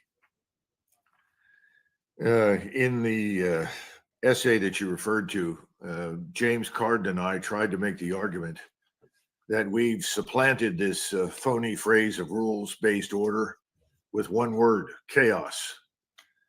You have to think of the United States and its Israeli ally as essentially arsonists.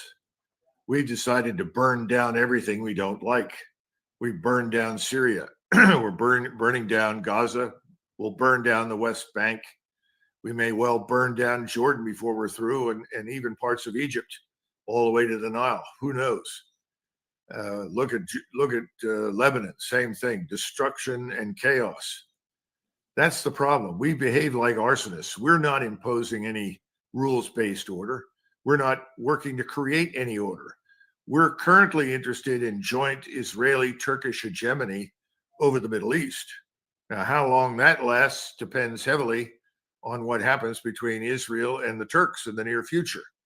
It's not going to be easy, because while the Turks are happy to cooperate in the liquidation of Syria, they are very uncomfortable with the idea that they are allies of the Zionist Jewish state that is killing tens of thousands, hundreds of thousands of Muslims. So I think we are seen as arsonists. We're not seen as anything constructive. I don't think that's going to change in the near future.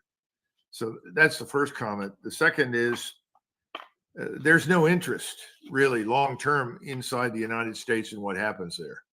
I know that seems strange. We would like to control the flow of oil and natural gas. If we can divert it from the region through Syria, or better yet, through Israel into Europe, we'll probably do that. And that's going to put us into a difficult position with the Turks, who obviously would like to control that flow as well. So this thing is at the beginning, not the end. We're just glimpsing the beginning of this regional war. Can Turkey stay in NATO, and can Turkey join BRICS? Turkey has been a paper ally in NATO for a long time. Nobody deludes themselves about that in Europe. But the attitude is, as long as we are the international guardian of Israeli interests, and Israel is going to be protected by the United States, most of the European states will follow suit.